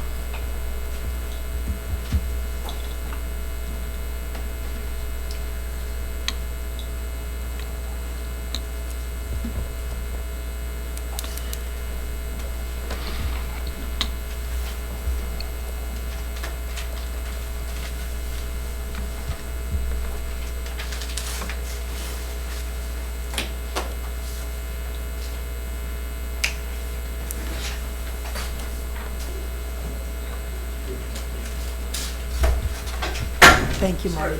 Thank you. Okay, Pam? Okay, I did, I wanted Marty here, but I did want you all to know that because of my personal circumstance, I talked to Randy on June 24th. And that morning, he had approved some final issues about the Carolyn Tower. So, in fact, when we discussed this before, and I don't know to what extent, he said some printing, the size, that sort of thing. He also said, Pam, I don't want to be in the middle of this. I don't want to be included. I don't want to be in the middle of this. So so he had no other comment about one way or another. He does, I absolutely agree with you, Gary. He does a fantastic job in his care and his support of people who are going to use the cemetery. And I agree. But I think it's unfair with his comment to me that we drag him into this. And Let's just leave him out of it. Yeah, not my And intent. that's, okay, let's just leave that out of there.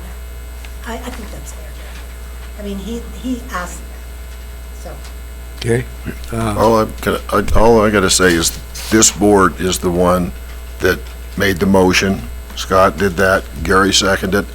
Afterwards, he came over to Don's office and said, you guys can have more money than what the board just gave you if your committee wants to do it. So our committee did. We did this to use that money for veterans. If it is taken out, and it can be, it'll either go back to the county or go into the whole county's general budget, and it will not be used for veterans. And I feel the money now is being used for veterans, even though it's going to Don. It's to get this cemetery done for the veterans, and then it's all done. The whole situation's gone. Make another comment? Well, Okay. just, We haven't had a discussion about whether we can, whether this is a legitimate discussion. Jane? Well, my recollection, when this started, I believe Gary was a proponent of it. Yes, I was. And at that time, it was stated that we did not have any power, control, say, however you want to state it, over these funds, because it was the counties putting the funds in. And therefore, because I believe the amount went from 200 to 400 to 600, because it was the control of the committee and the counties.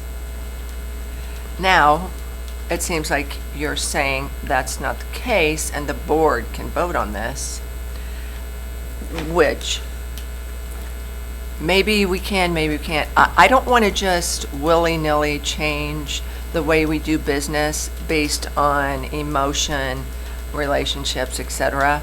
We need to, if that was a mistake a couple years ago, we need to rectify the mistake, make sure we have the power to do this, and then go forward with the issue. May I Yeah, speak yes, first? yes. I know I came in a little bit late, but I think I'm appraised of the situation. Stay here, buddy. As I understand, we're talking about the Hall County Board of Commissioners delegated the authority to the Veterans Veteran Services. Veterans Services Committee. Okay, if I get this right, to decide how X amount of dollars are spent. Have excess dollars from outside accounts. So, but that authority on how to spend that money was delegated to another board. So, it is my opinion that the Hall County Board of Commissioners can either choose not to send that money to that board to decide what to do with any further, or it can choose to leave that decision-making process with that Veterans Board, I'll call it for lack of a better, or the committee, the commissioners can vote to take that authority back to the commissioners to decide how that money is spent. So I do not believe you can tell the Veterans Board how to spend that money. I believe what you have to do is you have to say, we are withdrawing our authorization to you as the board to decide how that money is spent. I don't think we as commissioners, you folks as commissioners, have the authority, because you've already given that authority to that board. I do not believe you can tell them how to spend that money. So you either have to defund that money, go into that board so that they can choose how to spend $0, or you can leave the decision-making to that board as it is currently right now. Or you would have to vote to take that authority on how to spend those dollars back to this county board, pulling that authority from the Veterans Board.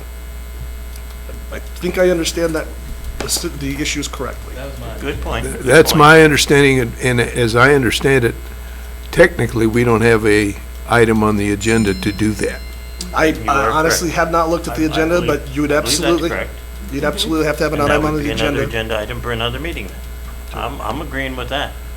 You know, when we started this, Don did a fantastic job of taking and making sure that our $650 or $750,000 was spent wisely. But the dedication's already been done.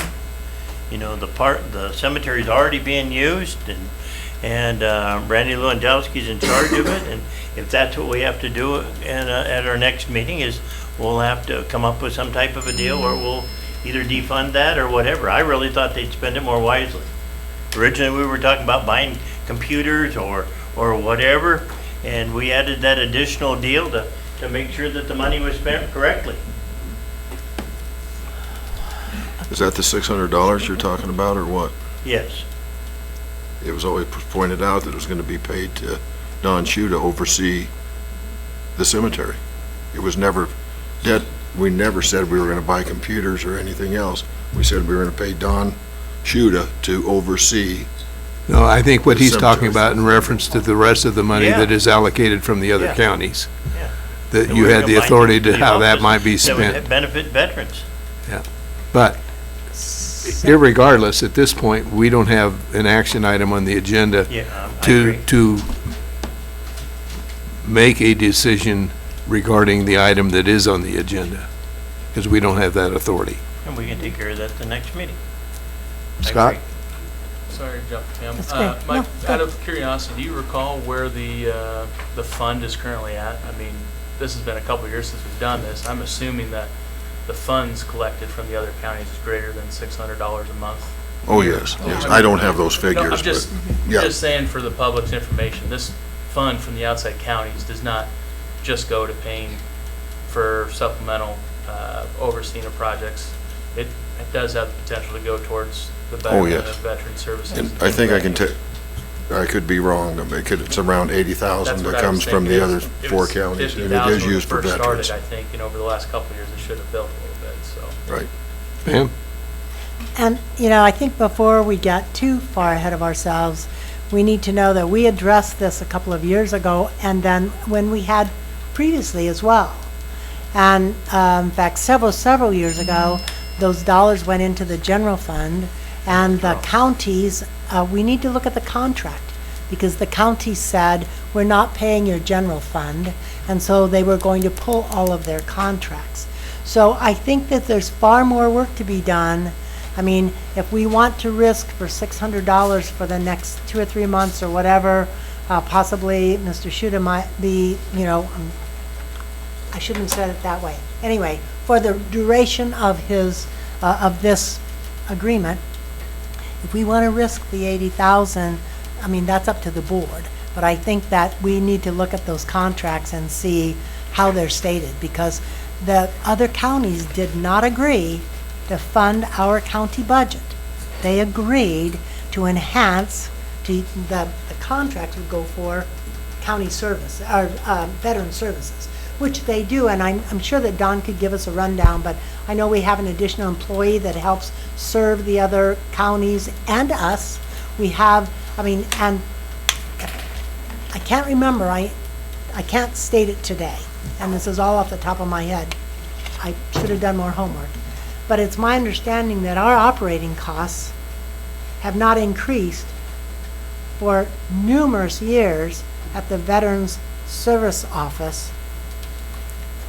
Personnel has for us, for Call County, but not our operating costs because of these dollars. Or there's a small increase. I don't remember what the $300 it has increased over the last 25 years. Don, did you want to speak to that? Okay, over the last, we've had the contract from Howard County since 1996, which is 30 years ago. Through the contracts for the 3 additional counties, Hall County has received $1,755,000 that hasn't been asked from Hall County. All of the furniture in our office when we moved over there was from those other 3 counties. Not one red penny came from Hall County.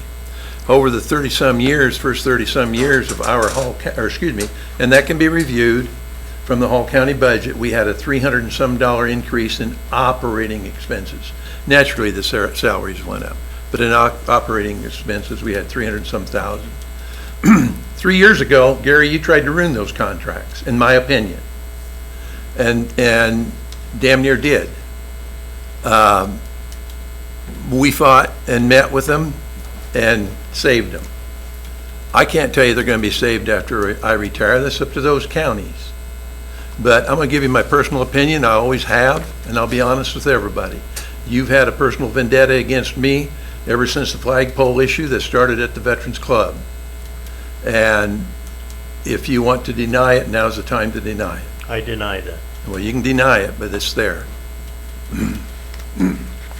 Well, and regardless of the personal issues, the facts of the matter are, or the fact of the matter is, the fact that the contracts have enhanced what we could do for veterans, our Veteran Service Office, the way we were able to, just generally enhance the lives of the veterans in all of these counties. And Don hasn't given us it this year, but he has in the past, the millions of dollars that come in benefits to each of those counties as well as Hall County. And that's basically, in my humble opinion, that the way they do their paperwork is phenomenal. They rarely have errors, rarely. So when that paperwork goes out, it helps the veteran in whatever county that they're assisting. It helps those counties, and it helps that veteran. So, I think it's been a program well done. It was it was Don's idea. It's worked very, very well. How it goes forward, I guess that's for the rest of the board to see. But I do know that when we addressed, this was not 2 years ago, but several years before that, there was because the audit committee, actually, from Hall County, talked about having those dollars go into the general fund. And at that time, the counties very clearly spoke and said, that isn't what it's intended for. It's intended for veteran services. So anyway, like I said, we're putting a lot at stake with the conversation. When we made an agreement, if we want to go forward and do something different, I'd finish out this agreement for a short duration that it most likely will last. And I don't know when that Carolyn Tower is going to be completed, but like you mentioned, it's been, evidently the plans have been completed now. I've just visited with Randy this morning. It's scheduled, and they're talking about the colors. Do we get the right color on the Carolyn Tower? Do we get a different version of the color maybe? So we've been talking about that. So in reality, the cemetery is not done. The Carolyn Tower hasn't even got the footings in place yet. So to have a complete cemetery, we need the Carolyn Tower done. And we need it done the way we wanted it done. We fought like crazy with the governor's office and with John Hilgert to get the kind of Carillon Tower we wanted. And Gary's aware of that. So the cemetery has a ways to go to be completed yet. It's great. It looks great where it's at. They're doing a good job. 50-some The burials, by the way, flagpole out front, if anybody's noticed, only has the POW flag flying. And I can't see you, Gary, because we've got this stuff up here on the counter. Or, excuse me, Scott, I'm sorry, because this does obstruct the view. But the flagpole only has the POW flag because the cable that's on it only allows for one flag. And if you look at the national guidelines for the cemetery system, it requires the American flag, if you're going to fly it, has to have the POW flag underneath it. And if it doesn't, then of course they can't fly the American flag yet. But they have ordered a cable for that, so it's going to get corrected. Anyway. So that's another one of the projects Don is still following up on, and, you know, to get that, and he got the statues, how to do that. So there is still work to be done until we consider, I guess, in our own minds, we consider it done. And we always wanted the tower, and we always wanted the flags, so. Hey, Scott, did you have something? Yeah, just one last question. On your guys' Veteran Service Committee, do you have representatives from each of the outside counties on it, or? No, they're just our county, Hall County. We have Carroll, Grand Island, Wood River, and Donovan. Okay, I was just curious. I know with the outside counties making up that contribution, I didn't know if they were invited on the committee or not. That I can't, have they ever been to? I'm sorry? Has the other counties ever been invited to have somebody on our committee? I don't know. Well, each county is required by state statute to have a 5-member committee. Okay. And all of the other 3 counties do have a 5-member committee.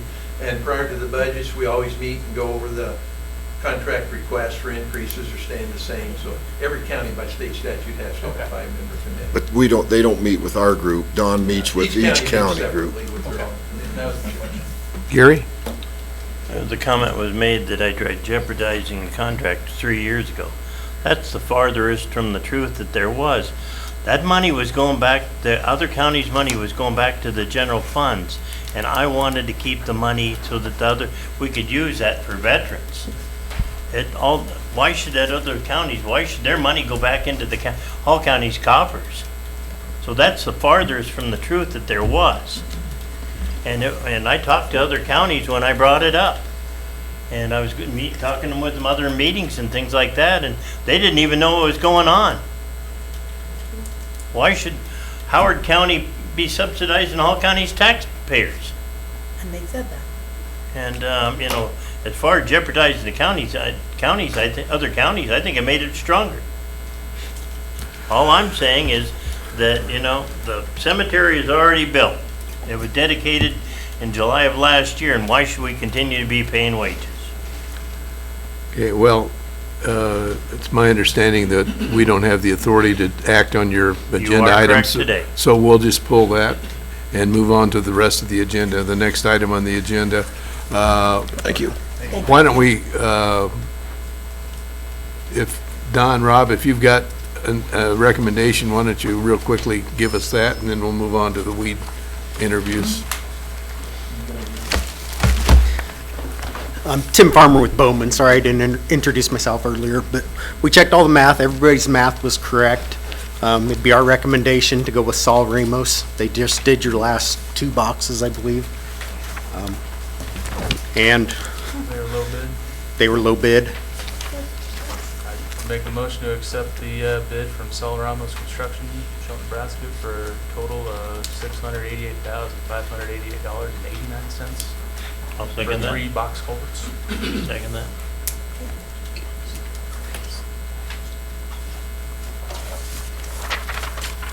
Voting is open.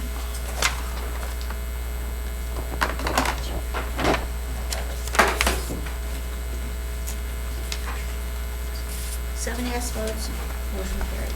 And we did bid this as a complete package, but as we put it in our 1 and 6, all of them had a separate project number, so that's why we had 3 separate projects. And also, they did list their start date. They plan on starting in September on one, November on the other one, and January on the third one. So they Okay. did have that split out too. How does it compare to what you thought it was gonna be? Engineer's estimate was $801,193. Good. The first bid was within $200. That's Of the engineer estimate, so. All right, well, thank We you. obviously had very good interest, so if you have Okay. any capacity to do more, might be a Don, good is there time. any, is there anything else you need to give us on an update for Public Works real quick? 'Cause Yes. So you can get out of here? Real quick, we are working up on Bluff Center and Chapman, just south of the intersection and east of it. Going south, we had an 18-inch tube that is plugged that we had to dig down about, I would say, a good 15 to 20 feet. Remove that. We're working on getting it finished up today. And going east on Capitol, it did overtop that road, took some dirt off. We filled that back in while we're right there working on it. It has a riser. It just, when they got the big, they had 4.5 to 5 inches, it just overwhelmed that tube and overtopped the road there. We had quite a few overtoppings in that area. It didn't wash bad, but you can see where it did go across the gravel roads. We have 2 of the newer employees in training on motor graders. We've got one of them in a John Deere running the route and one of them on a Caterpillar. That way, both of those machines run a little different, but we've got a spare gentleman for each one of the machines. If somebody's sick, need to send them somewhere, so we've got an extra operator. The sign tablet, all of the signs are in our sign tablet. It was not downloading. Took it down to Scott's office. Ethan and Bryce worked on it. They couldn't get it to work, so they're working with IT. But all the signs, they are put in the tablet. It just, sometime when IT updates some stuff, we've got another tablet that we can't get into out there, and that's what's went on with that. So it is, they're all in there. The city is starting on the sewer on 13th Street. They're guessing next week. They will close Engelman for a day. They've got to put culverts underneath the road for their dewatering pipes. So that, they hope to get that open, closed and open in one day. When they go through with the sewer line, it probably will be, we're going to say 3-4, depends how much water is down there when they go through with it. On Engelman, we did talk, it's a very busy road, so they're going to try to line it up so they can do it as fast as they can.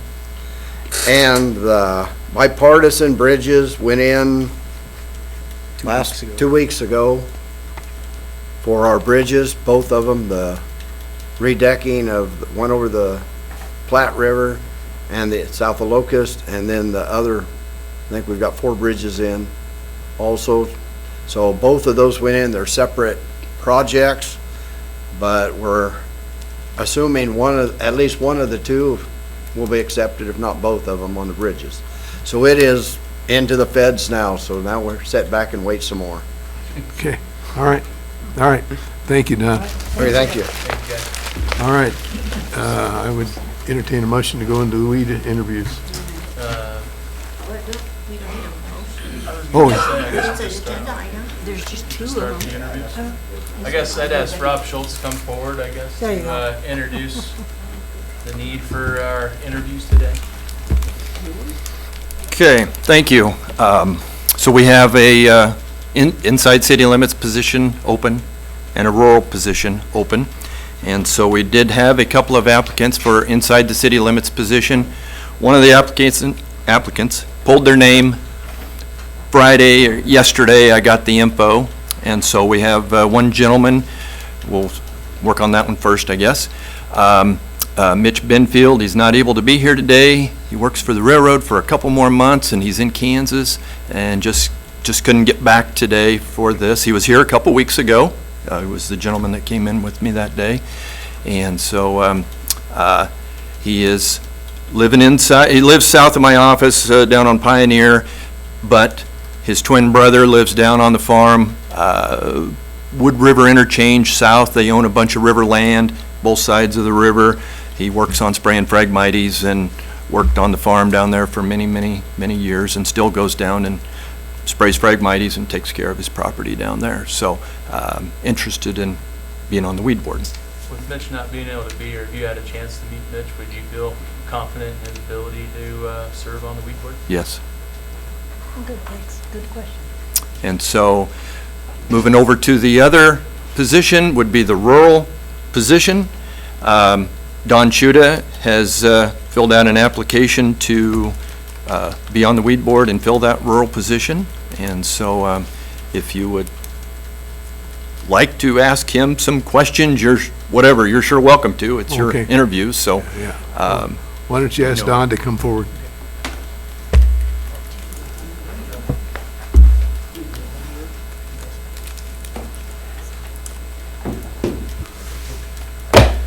The other side of it. Don, can you kind of give us maybe your I'm sorry.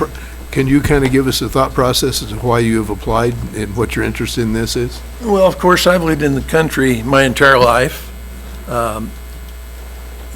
We've got cattle and horses, things like that. And so I have an interest in the country. And I've always had, I know when I first bought my property where I live today, it was overrun with musk thistle. And Rob probably remembers that. But we got it corrected. So we try to keep our property up to date with the spraying and the musk thistle control, although it gets challenging sometimes with the rains. But I just would like to be involved with the county board weed control. I think it's a vital linkage between the Hull County Board and the public. It's kind of a buffer in a way, because you don't have to have all the complaints. The weed board receives them, and I'm sure the weed board probably travels a little more in the country to see the weeds and not the weeds, whereas perhaps, you folks are busy with 100 other things and don't drive out there and see the weeds. I'm looking around at you again there.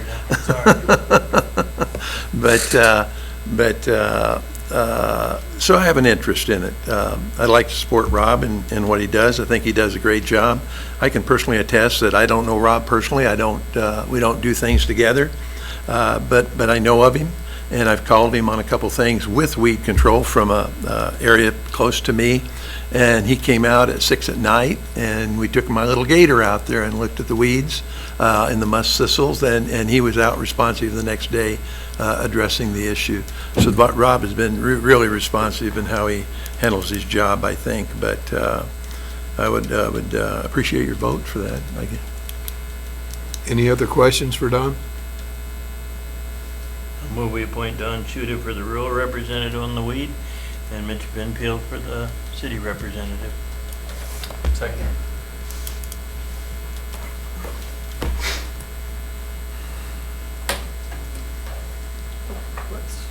Voting is open.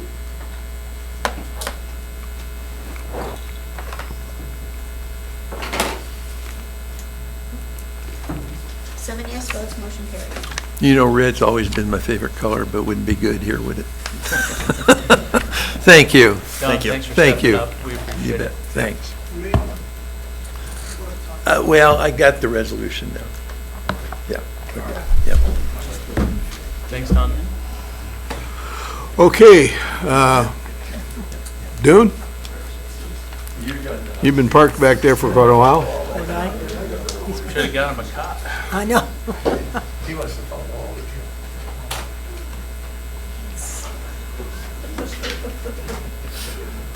you. We did do B and C on the consent, but we haven't done A, D, and E. A, D, and E. And I'm sure you heard the good news that we approved Jane's thought process about, and with your, she said that you conferred and that the park and you and she are all in collaboration. 7-0. I don't know if you were interested. Yeah, I was in here at that time. Oh, Yes. you were? I thought. Yeah, I I was in the back. Okay. All right. Thank Well, you for anyway, doing good that. news for the park. Appreciate it. Hey. Well, 2 weeks ago, the meeting, you said to come back with a plan for the attorney building, and we've come up with one. We plan on doing it in-house with our employees. We've got a gentleman on the crew that knows how to run pipe. He's installed a lot of fire suppression systems. That's what he did before he started working for us. He's measured up the pipe, the quantity of pipe we need, the fittings that he needs, the hangers that we need, and the price for us to do it inside on parts is about $500. Wow. Sounds good. It'll take us a little bit longer than a construction people, just based on the nature of our business, but we'll get it done, and get it done before fall. Good. That's So if awesome. you all approve that, that's great. Do we need I'd a make a motion? motion to move forward with a plan from the facilities director to address the county attorney's building using in-house Okay. plans. Second? Perfect. And the next one, what's C? Yeah, we had a vote first. Just a second, yeah. Voting is open. Oh, it is? Will there be an inspection after one? From the, It would almost have to be the city, Just since we're in the city. That No, makes it would sense. be the mold. be the environmental company we've been working with. Yeah. We I have just want to them. make sure that what you've done is adhering to the prescribed plan. Yes. Good idea. Glad So our you wanna person add is that doing to it in-house. It's awesome. I think the motion stands, but I think Jim can follow up with. Yeah, so coming we'll in have to it make sure inspected. that it's Aaron, ready yours isn't properly. on there yet. This won't be a live line, it's just a drain. No, it's just Oh, a it drain is? line. Yeah, it's just a Okay. live. Just a You drain don't line. need a plumbing Okay. inspector, you just, all you're doing is taking the moisture, which will As long as you have benefit not the I gotcha. mold, or the mold or whatever, they'll take it out to outside, or Okay. it drains. Okay? Guess I didn't Will you leave understand. the it. existing It's a lot of line? fancy words. So we'll take it out. Okay. No. Okay.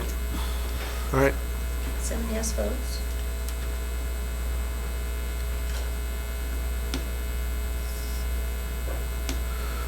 Okay. I guess on E, was that just a oversight to have the board chair to sign that? Well, we didn't approve a conditional use permit after the public hearing. Oh, gotcha. We didn't have one. This is on me. I didn't get this conditional use permit done until just this morning. I emailed it to you folks a little bit. That's why Janet came in, was helping me work on it. I feel confident that what we have before you now is something that you can sign. If you're willing to do that with very little review today. Janet and I and Dune worked on it, and I polished it up today. So I just emailed that resolution to the board. If you're willing to take that up per our agenda item, I would encourage you to do so. Thanks.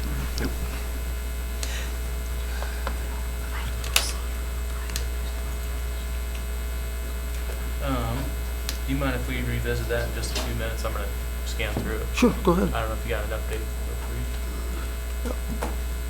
Or I don't know if that's Do you have an appropriate. update? Yeah. While he's reading through it? While he's reading it, okay. Yeah, well, I appreciate your vote on the issue, on the park. I don't think that I got it. As far as an update, you know, we've been doing regular maintenance work out at the park and here, different things. If you don't mind, I want to briefly comment on that issue a little bit.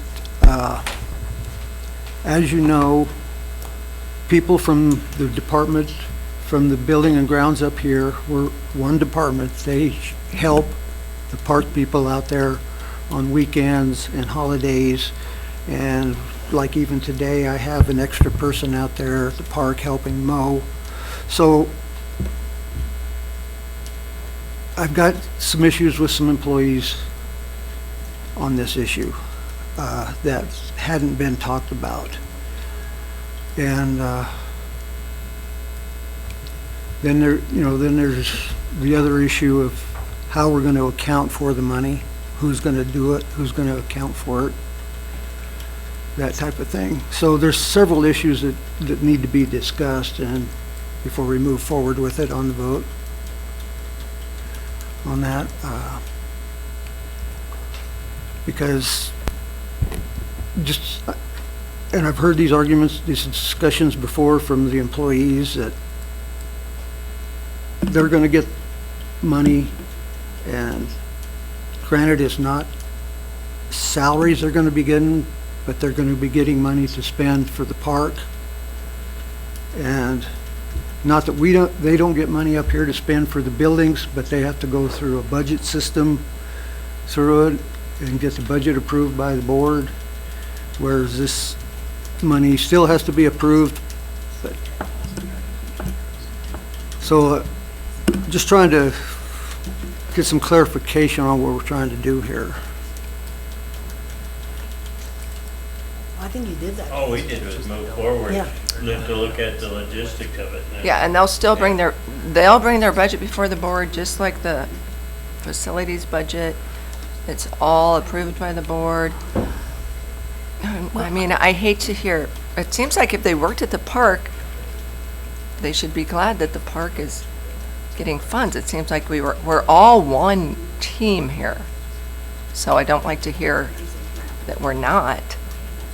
And if that's the case, I don't know, it might be maybe that individual's issue. In all fairness, just so you know, the total, well, I mean, you said you were here, so you Well, I heard the was- fact that ultimately, oh, you weren't? I got in on the tail end, Okay. right when you were So- voting. Okay, so ultimately, you're in charge. Mhm. You get to say. These are just dollars, I mean, that sincerely frustrates me because of all the things that Jane just said. The fact of the matter is, they did not ask for something personal. They asked for No, items that would enhance the park. And if they can come to the board and show me that we have not adequately funded the buildings downtown or their ability to care for them, I'll be glad to listen to that too. But, I mean, I think it's a little petty. But if they have, that's just me personally, it's not on you. It's that, and you came to us and said what the issue was. Thank you for doing that, bringing it out. Leaving things fester is even worse. So that causes all kinds of issues. So, but if they have a concern about us not funding their tools or whatever to adequately take care of the buildings, hey, let me know. You need a new ladder? Because I thought you did have access to money through the, what do you call that? Well, you have building and grounds, but what's the other? Yeah, building and land. Building and land. It seems like when there's a project that needs to be accomplished, we've got money there, so maybe they don't understand the process. Well, they understand that to a point, but, what's the difference between, the question I'm getting asked, okay? What's the difference between having them have this X amount of dollars every year and they have to go through the building and land? Whereas is this going through the building and land as well, this extra money? Could. Or I don't want to call it extra money. And yes, I have to get permission to spend that money, that extra, I call it extra money. It's not extra money, but that. Well, we that allowed 20 $500. Camping fees. We allowed $500. Anything over $500 needs Right. to come to the board. Right. Otherwise, everything is approved by you. Right. So, Well, and ultimately, the way I see it is that we're going to add some lines to the facilities and the park budget, which ultimately runs under you.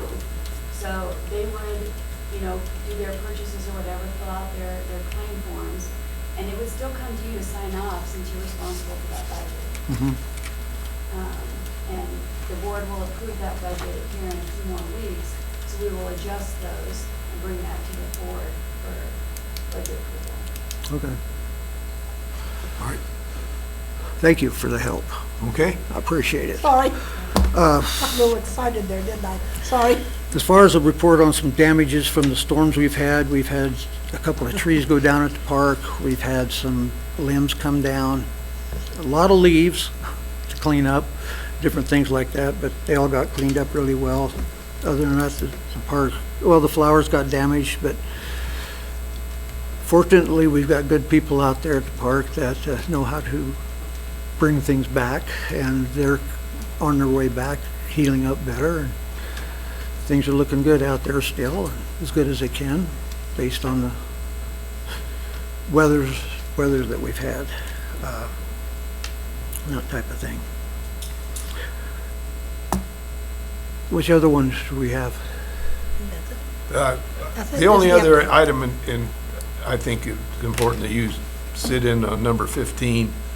Over the last month and a half, Dune and I and Steve Severson have met twice or 3 times with the judges in the district courts who have wanted to revise the layout in their office space in the old courthouse when that is remodeled. They had some suggestions and some ideas. They asked Steve to come back to them with about 3 different, I think he came back with 3 or 4 options that they could look at. They ended up liking option B, which was one of the options in terms of the arrangement of the office space.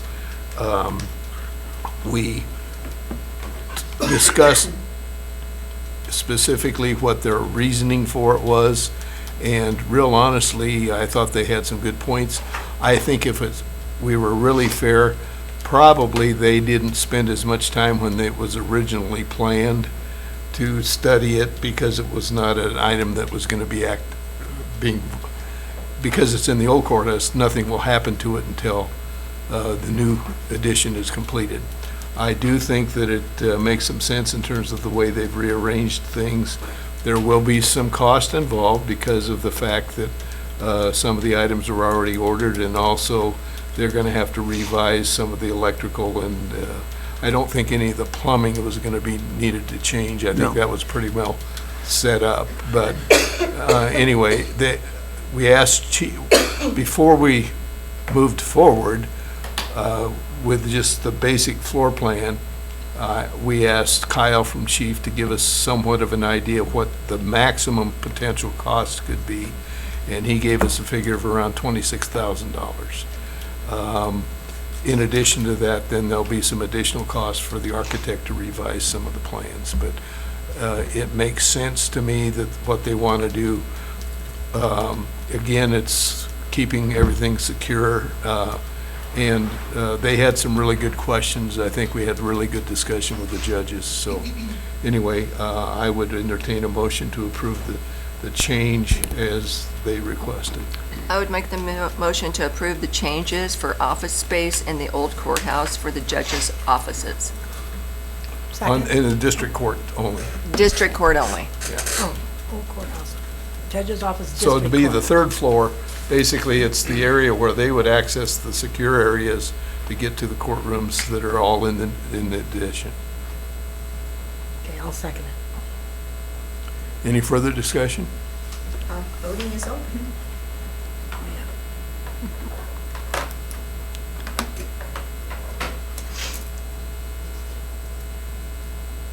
Two no, 5 yes, motion carried. Did we pass the, did everybody get? I want to give a little update on the construction of the courthouse. Well, Or you have something? why don't you do that, and then we'll need to go back to the 14E, because we have not made a motion to approve that yet. Oh, okay. Well, first thing I'm going to say is that construction is a little bit ahead of schedule on the deal. They're getting the roof put on right now as we speak. The roof is being built. First floor is all framed out. They do have some drywall on there. Up above, they put drywall on they didn't drywall the whole wall, but did partial drywall up on top of, which would be above the ceiling. Some of that did get wet from all the rain we've had. They have since torn that down and put up new drywall and insulation, so it's all back new again. The bathroom in the basement is getting tiled, put on it right now. They're tiling the floor, tiling the walls, stuff like that. The fire suppression's been plumbed in to the building. The sewer line is in the building. It's not been hooked up to the sewer inside the building yet, but will be soon, plumbed in. So it's moving along. Of course, the air handlers are back up they're up on the roof. I think you've seen them. Maybe you saw them the day they were going up there. It was a pretty big undertaking. They are huge. They're about like a small school bus. They're big. Ductwork is being done pretty much on the first floor. The ductwork for the system is all pretty much done, probably 90-some% done on the first floor. They're started on the second floor with ductwork, so that's going on. The stairwells are accessible on both ends, so they can go up and down. Of course, they don't have the finishes on them, but they're usable for people to walk up and down, workers and stuff to get from floor to floor. And the third floor, their second floor is almost framed out inside the courtrooms and the offices and the restrooms and stuff. The Sallyport has got footings poured around it. They're getting ready to work on that again, and they're going to be working on replacing some concrete here in the future by the annex building and starting to work on they got the footings poured for the ramp coming out of the Sallyport. They'll start working on doing that. So they're moving right along on it. It's going pretty good. And that's about it to right now. There's a little bit more, but they're starting to get ready to put the siding, start putting brick and limestone on in the next couple of weeks on the outside of the building. The windows are in. Yeah. All in and sealed up tight, so. Yeah, it's been, one of the things for the public's benefit is that we have a committee that meets every 2 weeks on the Thursday following our board meeting. So Jane and I have been on that committee, and usually involves the architects, the Olson Engineering, Dune and Janet are there, and then people from Chief, the on-site people, and also Kyle from the office who does a lot of that work. I've been very impressed with the organizational structure of the way they do it. Just because Jane and I, our terms end at the end of this year, and we won't be there for the completion, I have asked Scott and Pam to now start to be part of those meetings so that they're up to speed on what's going on and can follow through once our term is up, because the occupation is going to be they're looking at May of '27 for the addition, and probably another 9 months for the remodel of the old courthouse. So just kind of information. Okay. Okay. Mr. Chairman, going back to 14E, looking through it, I don't personally have a problem with the proposed, but I think Karen brought up a couple of issues that she might want to have addressed in the agreement. Okay, so Marty, did you get any of Chad Napity when him and I were talking about the new bill, LB 663? No, sorry. Yeah, I think you were in the hallway. Okay, so that LB 663 that passed, are telling us on our conditional use permits that we should have the highway superintendent involved and the county attorney, which you were, but they said that we needed designated routes, and I was just wondering, you know, we're gonna have a study session tomorrow night at the Planning Commission. There's a lot of information out. I sent you a webinar that Kim had sent me. I was wondering, LB 663, it's a Tanya Shore or whatever from Cherry County. And NACO has a study group right now on it. They're going to go to the legislature next session, hopefully get enough votes to cancel this stupid bill. And, but any conditional use permits after July 18th, we've got to have them, and we're going to study this tomorrow night at planning, but we've got to have every duck in the row, because otherwise it's just going to be a mess. Otoe County, Gage County, Lincoln County, and Seward County. Seward was voting on it today for data processing. This isn't a data processing center. This isn't a data processing center, but any conditional use permit going forward As of what date? as July 18th of 2026. We're not there yet. so- I know, but we do need to have all roads designated.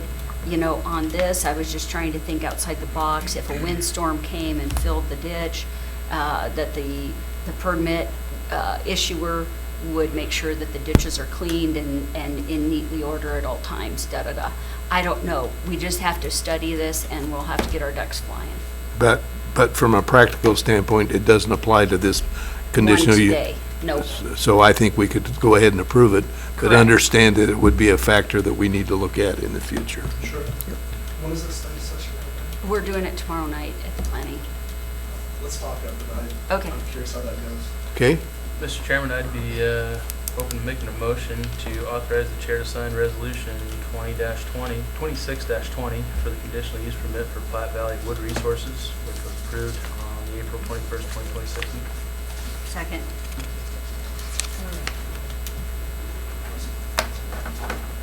Voting is open.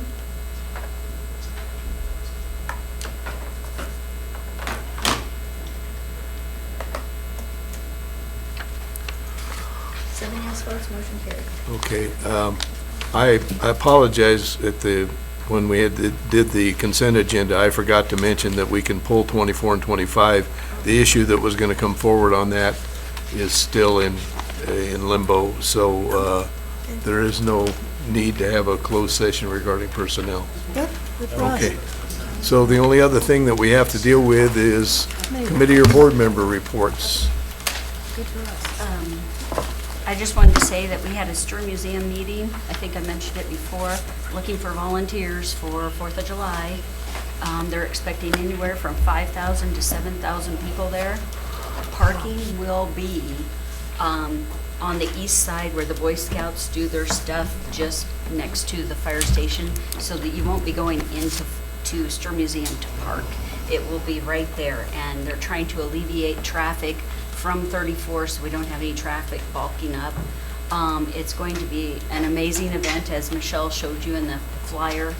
I think we had maybe 40 volunteers as of last Tuesday, and they're looking for 100. So anybody wants to volunteer, meet at the Reynolds Building at 2 o'clock on 4th of July. And then Jane, Gary, and I attended the Economic Development meeting. Very interesting meeting. Grand Island is growing. I did see on the news that we did get in the top 20 cities. So that was a great designation. And just wanted to shout out to the people that presented in Denver on that. Gary? Just a comment. Karen brought up, and like Mrs. Richardson was there too, but Mrs. Burley probably put on one of the best economic development banquets or whatever that I've ever been to. The food was fantastic. The speaker was even better yet, and probably, like I said, it's one of the best economic development functions I've ever been to. Good. I agree.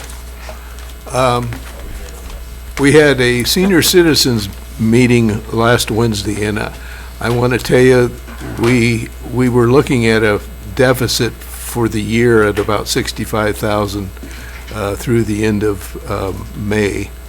Bottom line is people are just not contributing as much towards meals as is necessary to cover all of the costs. But we were shocked because Casey Music from Midland Area of Aging was there, presented to us a check for $44,000 to basically cover $1 additional benefit for the meal cost for last year, and pledged to increase their cost reimbursement for next year for $1.50 to $6 per meal. So that pretty much, with the amount that we got from them for $44,000 plus the unused portion of what we have for county money, we will be able to basically break even for the year. We also made a motion to increase the requested meal reimbursement. Obviously, you aren't required to pay, but we have increased that to $6 a meal because food costs have just gone up. So, anyway. Which is, I was just going to add to that. I had another individual had called me and shared some of the information with me. All good news. Additional funds were released from the state that allowed this. The thought process is from my friend at the state that in fact these are the transit dollars. It makes absolutely no sense. It doesn't. And so the fact of the matter is, that's just an opinion, someone's opinion, that's where the funds, because I said, where did all this money come from? Well, the good news and the bad news is your transit funds are really hurting, and guess where we believe that the dollars went for food. So, people can, but, obviously the state as well has limited resources. So, But anyway, so it is all very good news for the senior center, and I'm so happy for them. But we're struggling on another end because the dollars were allocated elsewhere. So, or most likely, that's what. It certainly is ironic that one goes up and one goes down. Yes. Yeah, At the exact same time. yeah. Yes. And then new routes were formed in North Platte. Yes. And so the rural dollars hit over there. Anyway, Kimball County. but it's all good news. I'm glad for our senior center. Yeah. You said lunch, if you can get it. If you can get there, yeah. You could get a good lunch for a cheap price. Yeah. $6. I mean, that's pretty darn Crane good. is still operating as usual. Yeah, So in town, yeah. In town. Yeah, exactly. Okay. Anyway, thank you for that. Anything else to be brought before the Board of Commissioners? If not, we will adjourn. Oh, Sally, guys, don't leave. Yeah,